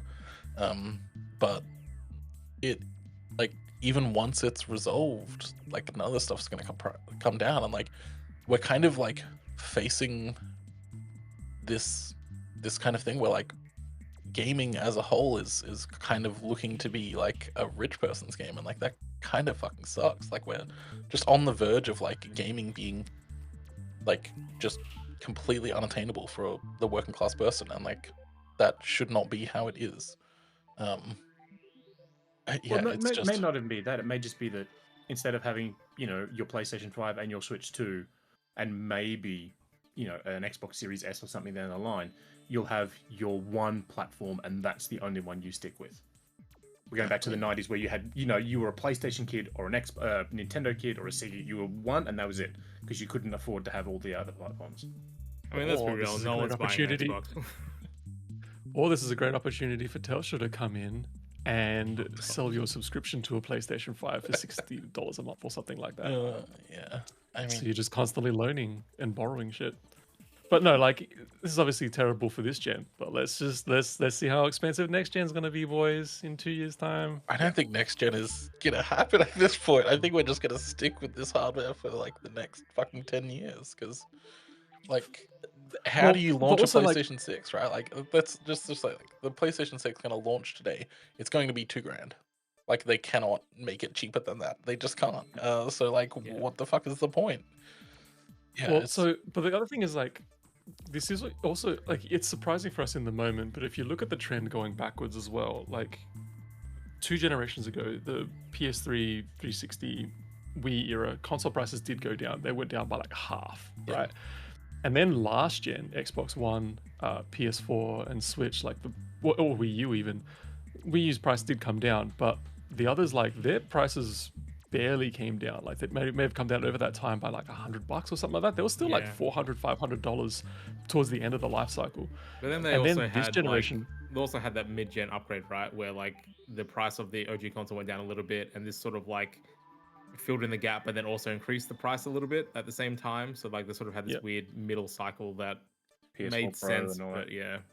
Yep. And then Switch came out, and that rarely saw a price drop. Like unless it was like aggressive sales season, you wouldn't really get a discount on that as often. And then yeah, this gen comes out, and the price just sharply trended upwards. Like this is the thing is like if you look at the way that it's been trending, like it actually has been sort of going in this direction for quite a while. Yeah. Over the span of the last It 10 makes- to 12 years. It makes me worried because like I really want to switch to OLED like a lot, but like I understand that's going to be expensive, and I'm willing to pay that money. But like I'm worried that Nintendo won't think that it's worth making because of the price that they have to sell it at, Yeah. and that's mean, gonna suck. At this point, that it probably isn't worth making, right? Like if they had plans to do that, and they probably did, I would imagine those plans are very much on ice right now. Like there's no way to really be developing new products in the current landscape, because you just don't know what the costs are going to look like in 6 months' Yeah. time. I mean, even the Steam Deck went up recently. The Steam Deck now costs more. Yeah, Mm-hmm. and the Steam machine is the- basically just like non-existent because Yeah, that thing is pretty much dead in the water. Yeah, And the Steam Deck non-OLED is gone. You can only Yeah. buy the OLED version. yeah, it's just I just yeah, phones are also just going to be a huge problem. yeah. Phones are going to be an enormous problem. Well, and I think I'm very like happy with in my Australia, thing of not upgrading my phone anymore until In it breaks Australia- and dies completely. Not doing Yeah. it. I usually don't upgrade my phone. I usually upgrade my phone like every 4 to 5 years. That's how it's been, and I'm like 2 years away. Come September, October this year, I'm about 2 years away from upgrading, and I'm terrified of how much that's going to cost me in 2 years' time. I think Like this year's going to be so expensive. 2 years is going to be so much more expensive. Yeah, I think the benefit of that is that, like, for the most part, Australians like over 50% of Australians like buy new phones via their ISP, so like it's spread out over 36 months or whatever. So like that kind of softens that blow a little bit. So like if something gets like $1,000 more expensive, if the next Samsung whatever gets $1,000 more expensive, then like that's still going to be spread out over 36 months. So it's like going to be like a $10 increase each month, which like isn't great, but is still affordable for most people, the way that most people buy their phones. But like for people who don't do that, that's like it's going to be fucked. But yeah, I mean, like it also has like big ramifications for like the games industry as a whole, right? Because like how a studio is going to survive if nobody can afford the hardware to play their games on, right? And there are a lot of people that like especially in the AAA space, that like there's this big thing where from what I've heard from discussions, that like a lot of people are expecting GTA 6 to save gaming, but like with the prices the way that they are, or save AAA gaming at least, because like it will massively increase the amount of consoles that are in players' hands. But like that's just not going to happen because the prices are just way too much.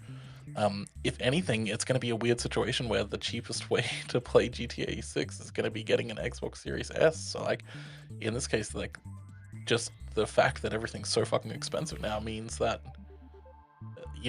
Xbox could become somewhat of a competitive console again.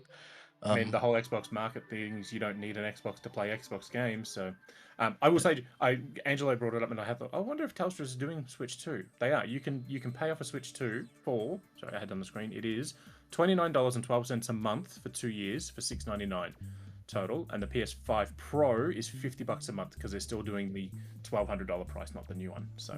Yeah, but if you run the numbers though on that one over that lifespan of paying for that subscription, like how much are you paying overall?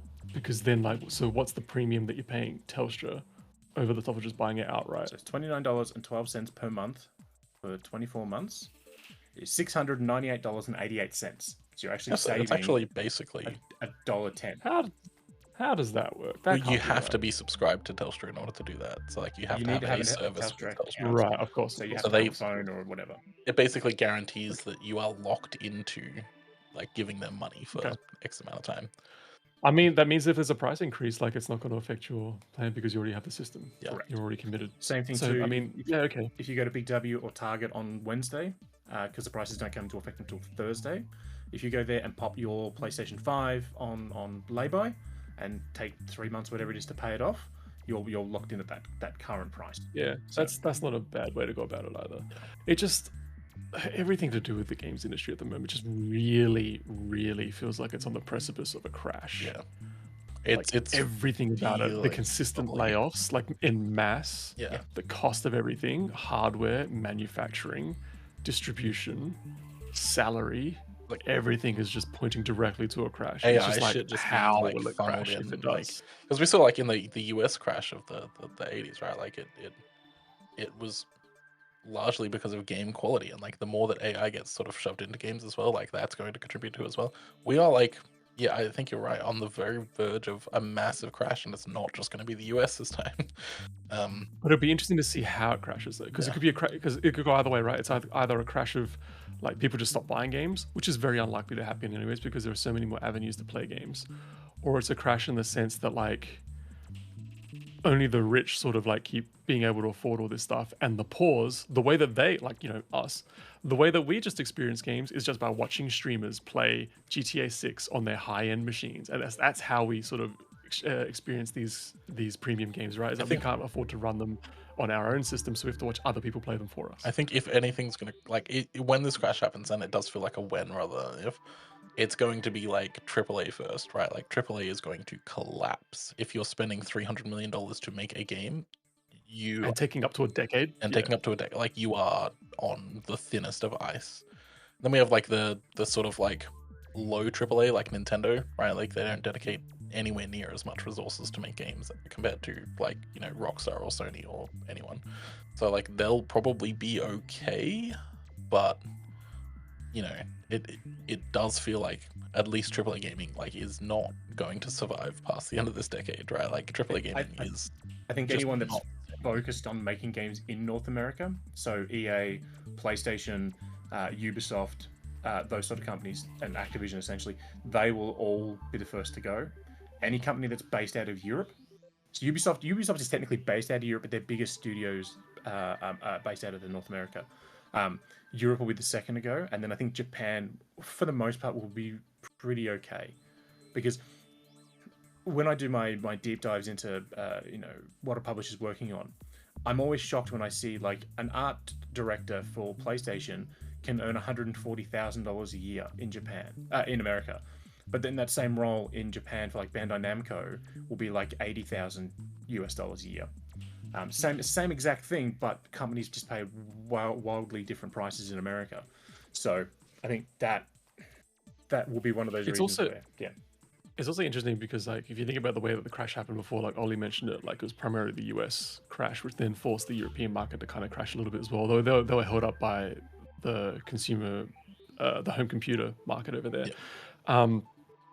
But like the last crash was primarily US's responsibility on that one, in terms of like the amount of investment that they put into making all this shovelware. Then they didn't see as much of a return, so all the toy stores and hardware manufacturers just pulled out, and then the industry just crashed. It seems like it's basically happening again, right? And Japan was the one that pulled video games out of the mud and innovated and made it cheaper and made it more accessible to buy and lifted the quality. And it seems like the same thing's sort of happening now, where Japan has maintained a very consistent through line in release schedule. There are some exceptions to that rule, but like looking at the way Capcom handles things, for example, almost every year they put out a brand new AAA release in the Resident Evil series. Like, how are they consistently making like the high end, like premium versions of these Resident Evil games without taking 7 to 8 years between releases? Look at something like fucking Bethesda, and it's taken them 10 years or it will probably take them at least 10 years to get the next Elder Scrolls game out, let alone 8 years since that game was Fallout. announced. Yeah, and then like it's taking way too long for all these games to come out on the Western side of things. So yeah, I think if there is going to be a crash, it's going to be a lot of the American companies that are going to falter, and then some of the European companies by extension, and then Japan's going to basically be able to And hold the industry up still. the Resident Evil games are great. Players love them, critics love them. The technical aspects of the games are also incredible. Like the engines are great, they run and perform well. They're like bleeding edge on technology, and I'm just like, they're doing amazing work, like genuinely. Yeah. And the teams are relatively smaller as well. Like you look at some of the AAA American or Western credits, and they go for like 10 minutes. And I get that they take a lot of people to make those kinds of things, but then you look at the Japanese ones, and they're just made on like a budget, which then reflects how many people are making the games. It's like a third of that. Yeah. I mean, like, look at like Insane.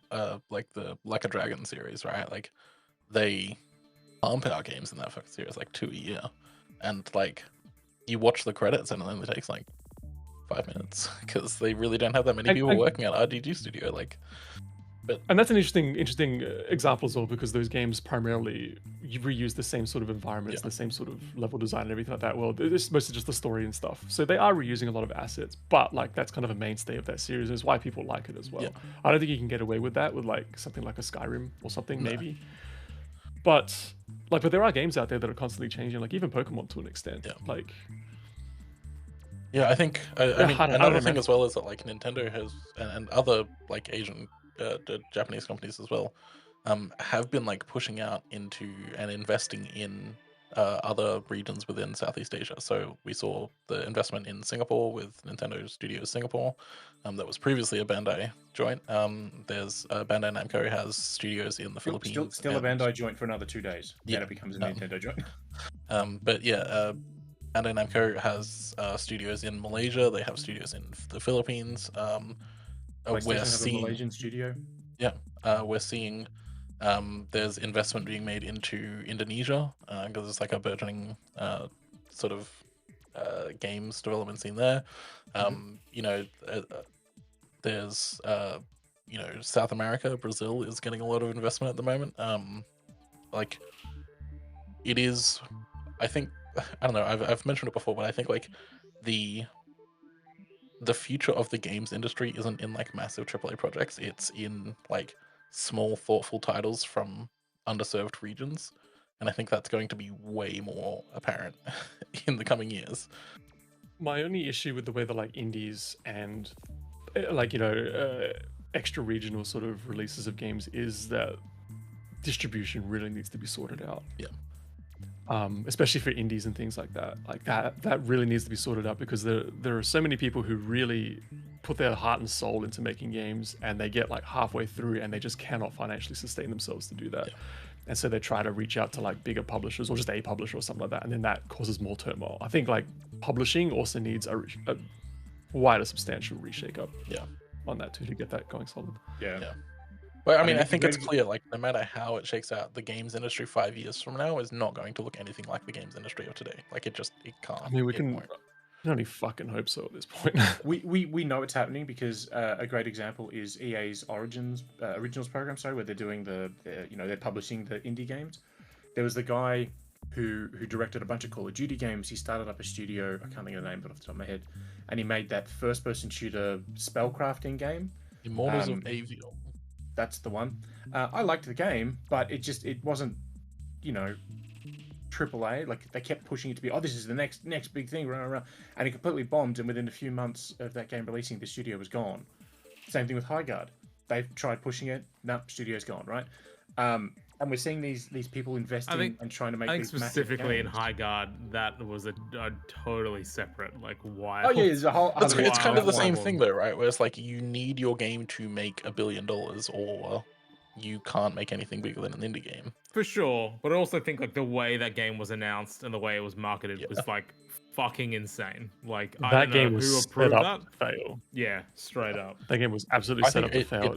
I would even argue inadvertently. Like, I don't think Jeff Keighley meant ill, but definitely everyone took it in a bad way. It was kind of like games like that. That's need like, you know, open beta periods and stuff like that, where you can like refine and work with the community to like build emotional investment in that community, and like just like having a random drop and then like a month and a half of silence, and then just like, the game's out now, like that's bad. Like, that game was always I think the silence that game had though was just them on the behind the scenes, just everything was on fire. They were losing money. They had to cut staff. They just couldn't keep up. I think that was the problem. Yeah. I think that the way that game was the reception that game received up after announcement and then leading up to release, they just were not anticipating such a huge backlash, really, like, undeservedly. Like, when it comes down to it, like, the game did not deserve that kind of reception. Well, so this is the thing, is that, like, it also deserved a chance to recover, right? It's like we've seen some pretty spectacular failures. Like, I think about, like, when No Man's Sky launched, right, and it was like the biggest controversy in gaming, and like it had the chance to recover. It, like, they spent fucking 10 years just adding more and more and more, and now it's like one of the most beloved games of all time. And like, that's the point that we're getting at, right? Is that, like, just like the wider capital G gamer community, like, really is like a public jury in, like, which game gets to succeed. Yeah. It's not necessarily about, like, which game is successful in that it has the bigger audience. It's also like, which game are the gamers, capital G gamers, going to deem a controversy and then, you know, review bomb and create bad videos about and boycott en masse, etc., etc. Yeah, word of mouth it's is like so much more important now than it Yeah. has ever been in games history. Like, word of mouth is the most important thing you can have. I think with Highguard in particular, just like the planets aligned on every possible bad thing that could happen. Like, happened to that game, right? It was a live service game. It was the final game at the Game Awards, which is like, no one expected a live service game to be that final game. It was sort of almost instantly the kiss of death by it being it, because it just immediately got railed. It was coming out like months after the announcement, which everyone was like, what even is this game? And then it was just an instant death knell. Like, nobody gave a shit, like, in the slightest. Yeah. Yeah, and the thing is that, like, that game should have, the way it was being set up, like, on their end as the development studio, like, it actually should have been one of the biggest successes in that realm, because it was a studio that was set up where it was going to have things like profit sharing, where all the success that that game had was going to be filtered down to the people who worked on it. Yeah. And right from the get-go, like, the whole studio just got beheaded. I mean, after Concord, fucking brutal. like, every live service game is just stop. Like, Well, but the this world is needs the to thing, fucking like, break. But this is the thing, like, I'm playing Marathon now, and I'm really, like, I haven't been playing for like a day, but I can see the seeds of, like, something really fun and interesting here. Even though, like, again, I felt the same way about Destiny, but Destiny really wore me through, because that was a big, epic sci-fi game that had a really interesting setting, but, like, there was just, I couldn't understand what was going on in that game enough to keep me drawn. And then Arc Raiders, another one. It's another one that I'm playing that's just, again, it's one that should be just like Concord in a way, but it has attracted a huge player base. There's not a whole lot of content that's coming out for that game at the moment, and even to some respects, like, it's an even less interesting game to play than a lot of other live service games. But there's something about it, there's the shareability about it, the way you interact with other people, the way that people are trying to play nicely with each other, even though there's entirely the option there to be a jerk and try to kill everyone. A lot of people just kind of make content out of that game, making funny interactions and things. Like, this is what I mean by, like, some games have communities where the gamers just choose that game gets to be the success, but this other one doesn't for whatever reason. Yeah. Right? But this is intense tribalism that just really doesn't need to be there. Yeah. It's so silly. Yeah, it is really frustrating. And then you look at something like FBC Firebreak, right? A game that most people don't remember exists, and that is, like, got like 2 concurrent players right now, because it just didn't get there. And yeah, I think, I don't know, it just does feel like, especially in, you know, bigger games, where it's like, if you don't make $100 million on the first day, then, like, you just can't survive as a studio, and like, that's really bad. Like, a studio should be allowed to fail once or twice. You know, they should be able to do something. I think the biggest and... problem with these live service games is that they seem to require a shit ton of players dumping a shit ton of money in all the time, right? Like, that is just unsustainable. Like, I'm looking at the Steam charts for Arc Raiders right now, right? So all-time peak is almost 500,000 players, and the current 24-hour peak is 136,000 players. Sorry, that is, which is still like an absolute shit ton of people, right? But like, in January, it lost 29% of its peak from the previous month. In the last 30 days, it's lost another 32% of its peak. Like, that's only going to go down. And so because the game is bad, like, people love it. It's just that people move on to other things. And if a live service game requires that insane amount of players and the same amount of constant money pumping into it to continue, then like I don't know what these studios expect. Like it's just not going to happen. And that's why I'm amazed, genuinely amazed, that MMOs are still a thing. We still have Final Fantasy 14, that we still have WoW, we still have. Well, because they have them all. Some of them have the monthly sub, right? Like you have the that's monthly it. sub and you put into it, so that's a sustainable thing. But even like stuff But like that's WoW, what right, has a monthly sub and also in-game purchases. But a lot of them But have that's what I just mean. like a lot of them just have like a core group of people that are just like massive nerds about it, right? Like Star Trek Online, like it's one of those things where like. Like I don't know, like I'm a Star Trek fan. I have no interest in playing it, but there's so many Star Trek nerds that are just like, I want to play Star Trek things. You know what I mean? Lord of And the just Rings go on. Online is still up. Yeah, totally. I don't understand weird. it. Like that's a whole different like internet. Like all these MMOs, I don't understand how they. I think still there are surviving, and people are paying money monthly to keep playing them. That's crazy. There Like are- these games that come out, you pay once and you play, ad infinitum supposedly. Yeah. They don't Also- survive. But these other games you have to pay $20 a month to keep playing. The like, still survive. majority of MMOs that exist these days are free to play, and they just like pump in. You buy things, right? up to a point, and then Yeah. the expectation is that you pay to then access like the rest of the 80% of the game. I think a lot of MMOs, like they exist solely in the folds of the sunk cost fallacy, right? Where it's like if the people realize that like they've spent like several $1,000s, like, and mostly just done like menial shit for most of their playtime. I think if people realize that, and like if the player base at large was like, introspective about what they've paid and what they got out of it, I think MMOs would basically be over tomorrow. But there's a lot of people that just like, well, I've been subscribed for like 20 years, so I may as well keep playing. I can't lose my 700 like now. there was about maybe 15 years ago, I was playing. I can't remember what the MMO was, but I stopped playing it, and I thought I unsubbed. And then I was looking at my bank account, and I was like, "What the fuck is this charge?" And I literally had paid for almost an entire year of like playing this game, and I just didn't realize. And I'm like, "Fucking kill me." Yeah. Well, I know that there was a case in World of Warcraft. I was reading about this recently. I don't know if it's public information, but hey, it is now. There was this person who like had been subscribed to World of Warcraft for like 20 years, but hadn't logged in the last 15 years. And it turns out that that person had died, and they just like it just kept their parents never reported to the bank that they had died, so it was just like slowly draining money from their bank for 15 years. And that person, never logged in that 15 years time. That's crazy. Pour one out to a real one, I guess. Yeah. Jeez. Shout out. Anyway, we've been talking about some really sad stuff. Yeah, we have, For like we the have last hour. really gone on a fucking tangent this time. God damn. I will say, how we got onto this. just back on topic, I will say, if you are planning on buying a Switch 2, buy it now. Like, I don't want to be like, run out and buy a Switch 2 like this. We're not sponsored by Nintendo to say this. I think it is going to get expensive. It is going. Or do what Luke suggested and put it on lay-by and pay it off over a series of Yeah, months. yeah. Either And way, when I say labor, I mean labor, not Afterpay, not PayPal paying for like proper. Yeah, I mean, go to your so Big W. You can place a labor online, but Target. I almost said go to Toys R Us. Like that's not. No.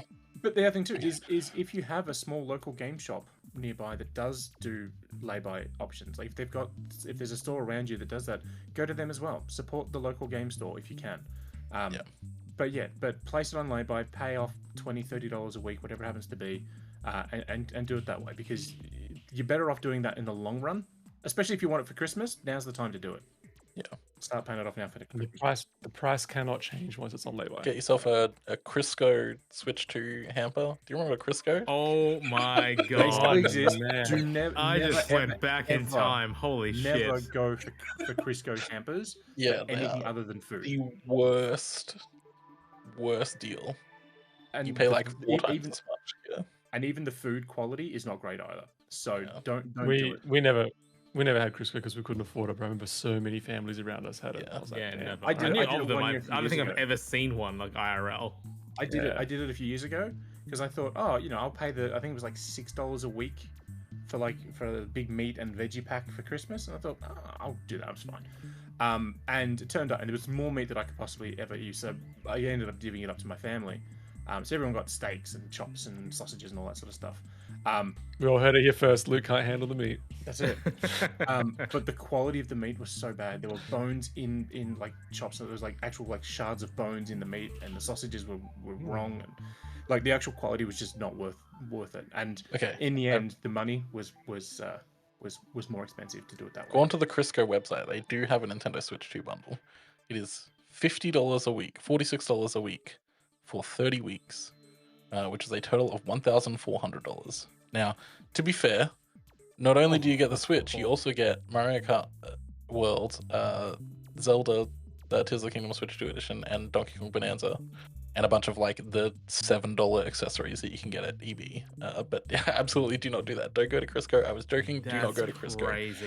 You will be paying twice as much as you need to, and in that Jesus. case, you may as well just wait for the price increase and buy it then. But otherwise, like right now, if you can find a way to lock in that price, whether you can afford to buy a Switch 2 right now, or if you can find a way to lay-buy it and lock in that price, you don't have to fulfill a lay-buy. Like if you decide down the line that you don't actually want a Switch 2, you can just cancel it. But either way, if you are interested in a Switch 2, if you're on the fence, I would very much suggest you do it sooner rather than later, because it's going to get worse before it gets better.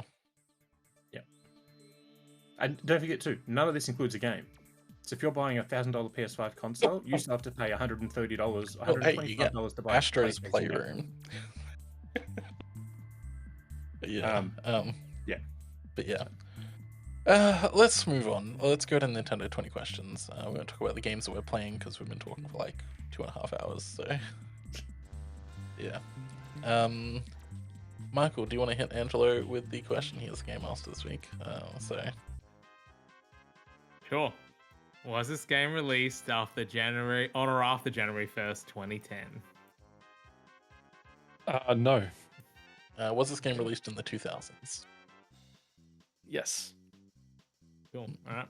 Was this game released on a home console? Yes. The late 64, GameCube, or Wii? That is how that works, yeah. Thanks. Fuck me, I guess.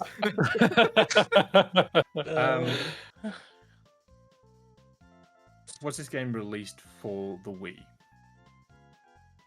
Yes. Oh, fuck. Damn. That's the worst one for it to be released on. Someone just guessed the game. We've got 3 yeses in a row. We might be right. I mean, the next obvious question is, was this game published by Nintendo? No. Okay.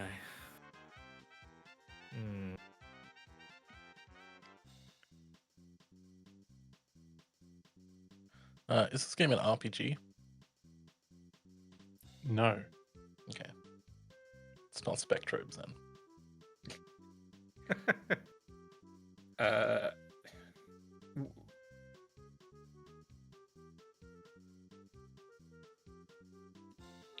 Was this was this game considered well received?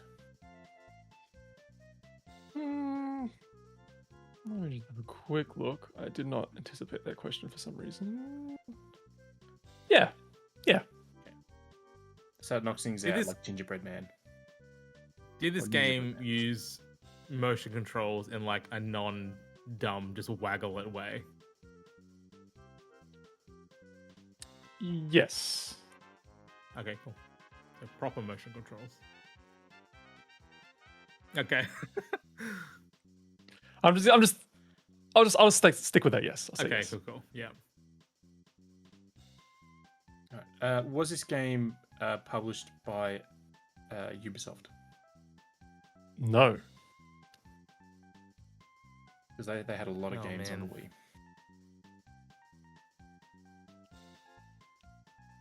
Alright.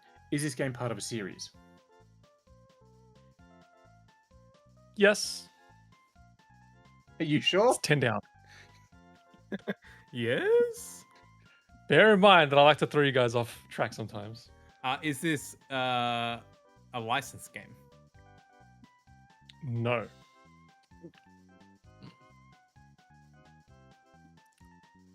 Hmm. Is this an action adventure game?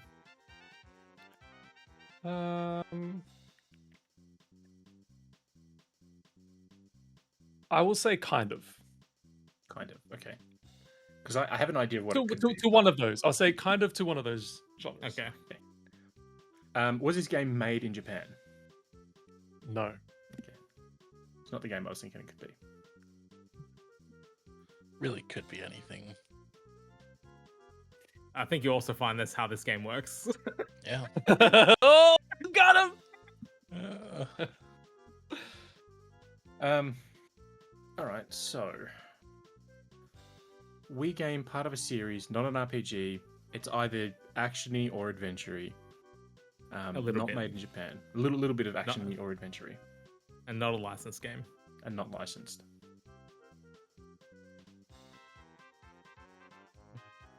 We've got 6 questions and I guess remaining 2. Holy shit, we burnt through them. God damn. Yeah. Yeah, it's 13. You have to 13. Is multiplayer a major or significant part of this game? That is a good question. I don't believe so. Okay, because I was thinking like if it's a party game or like, something like that. Yeah. Is this Or- series still being produced today? So let me rephrase that. Has there been a game in this series being produced originally in the last couple of years?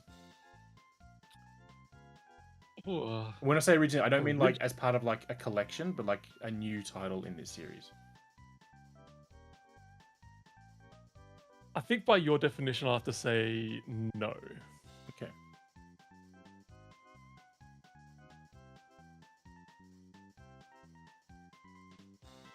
Has this game been re-released on another console after it's come out? Yes. God, how many Wii games made jump ship to other platforms?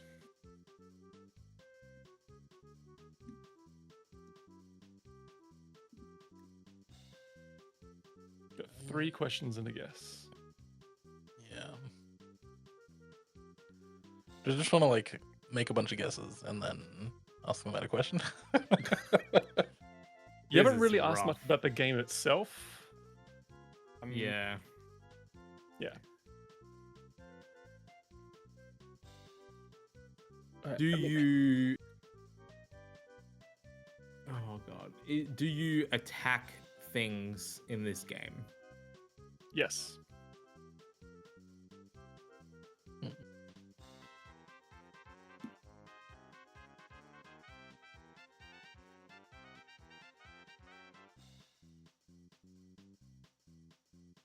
just trying to think My of God. games that are a series that have gone elsewhere.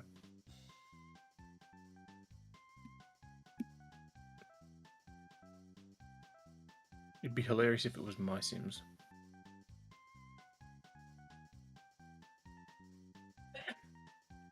I don't know if My Sims would, maybe be considered like action adventure. Kind of adventure, like My Sims Kingdom. Because it did get a re-release recently. It's definitely part of it because there's a lot of My Sims games. It's definitely part of a series. But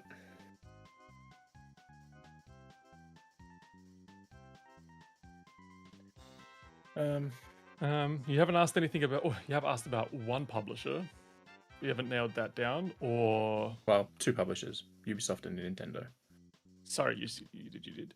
Don't have location, Well, genre, we know it's not made in Japan. How many even it's two questions and a guess? perspective. Yeah. 2 questions and a guess.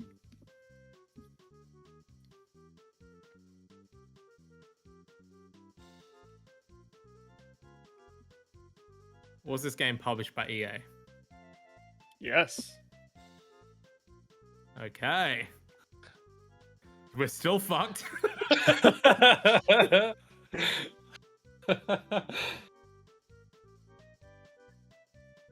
God, there's so many fucking EA games on Wii.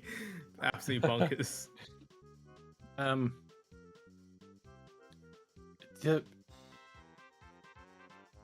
What if it's Dead Space Extraction?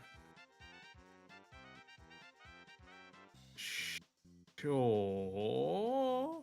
Because it's an on-rail shooter.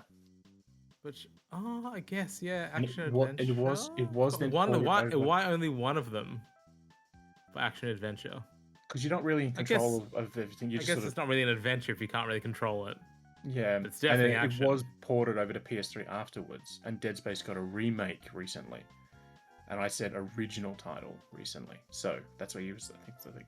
All right, should we name some EA Wii games, and then meta question it? Yeah. We have to. I think that's the only real thing. All right, so we've done Dead Space Extraction. That's definitely part of a series that fits. Yeah. The My Sim stuff. The My Sims we've done. There's no multiplayer, so that kicks out all the sports games. Because Madden and Tiger Woods and all that all had I think we've done. Oh, I don't want to say the game because we get. Oh fuck it! I think we've done Boom Blocks in the past, right? I have yeah, no but idea. it had a sequel, but it hasn't had a game released since then. So it hasn't had a remaster or a collection or anything. So Yeah, but he said no, right? Oh wait, That's- remaster. Yeah, sorry, I asked a remaster question. I'm an idiot. yeah, Did Dead Space Extraction have a remaster? Yeah, I got ported to the Like a- PS3. Cool. it was, That's looking it was pretty like a HD good. version of it. Yeah. Anything else that we can name before we? The only other game, Move the on. only other two games have never left that generation of platforms, so that's not an issue. And I'm not going to say them just to avoid padding out our. All right, should we just meta question it? I don't want to Yeah, I think so. All right, have we mentioned this game? Yes. Okay. Holy shit! Are we gonna take this in the final? Got a guess. I think our best guess is definitely Dead Space Extraction. Yeah. I think it's a don't 50-50 think it's- between that or My Sims. I really think it's a split. No, because you don't My attack Sims is- things in My Sims, do you? You can attack other people. Can you?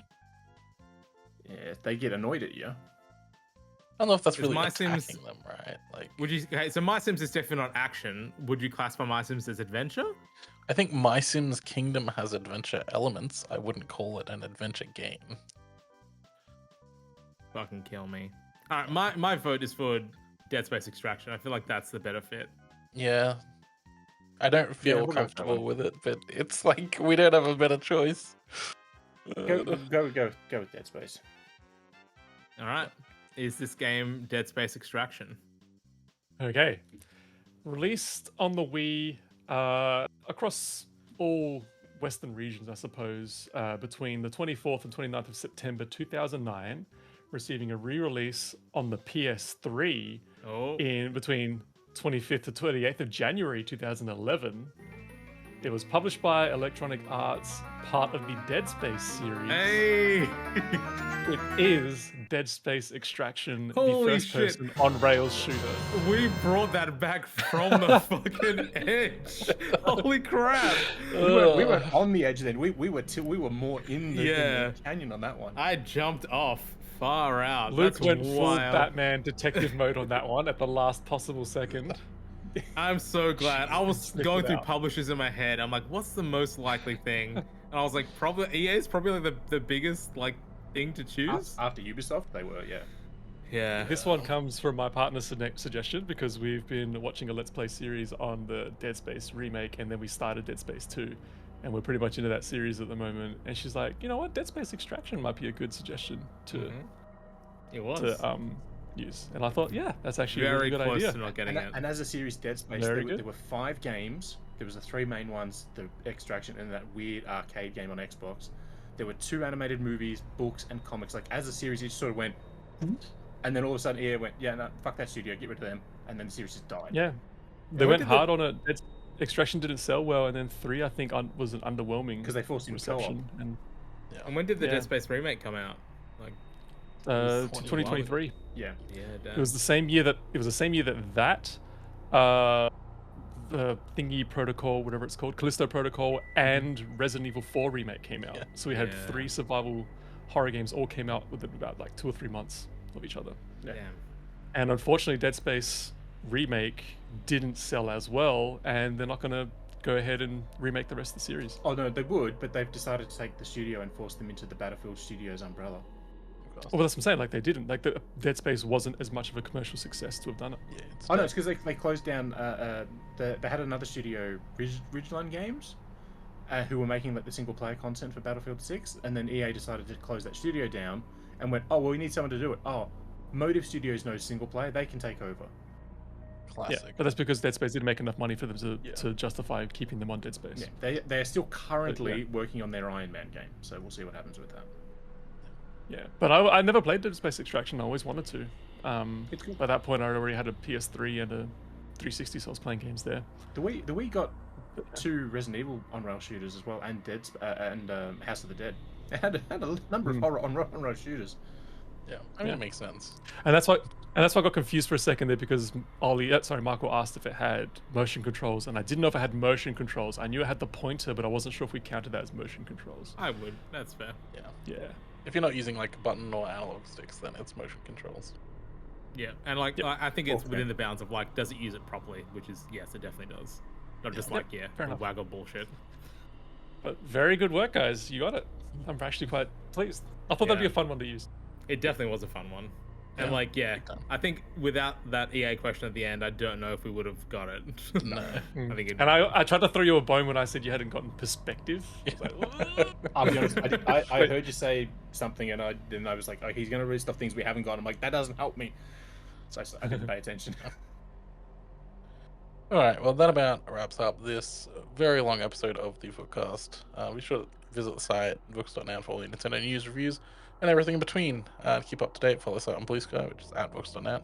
All of our Blue Sky information is also in the episode notes, as well as links for all of the stories covered in this episode.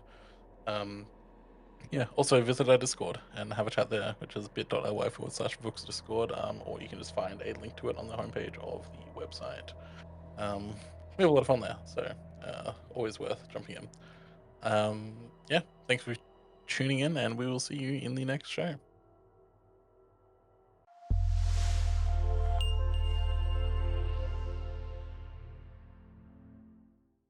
Son, can you hear me? Yes, son. Hello. If you can hear me, congratulations. Way to go. You made it through. You spent all that time, and now you're done. You did it.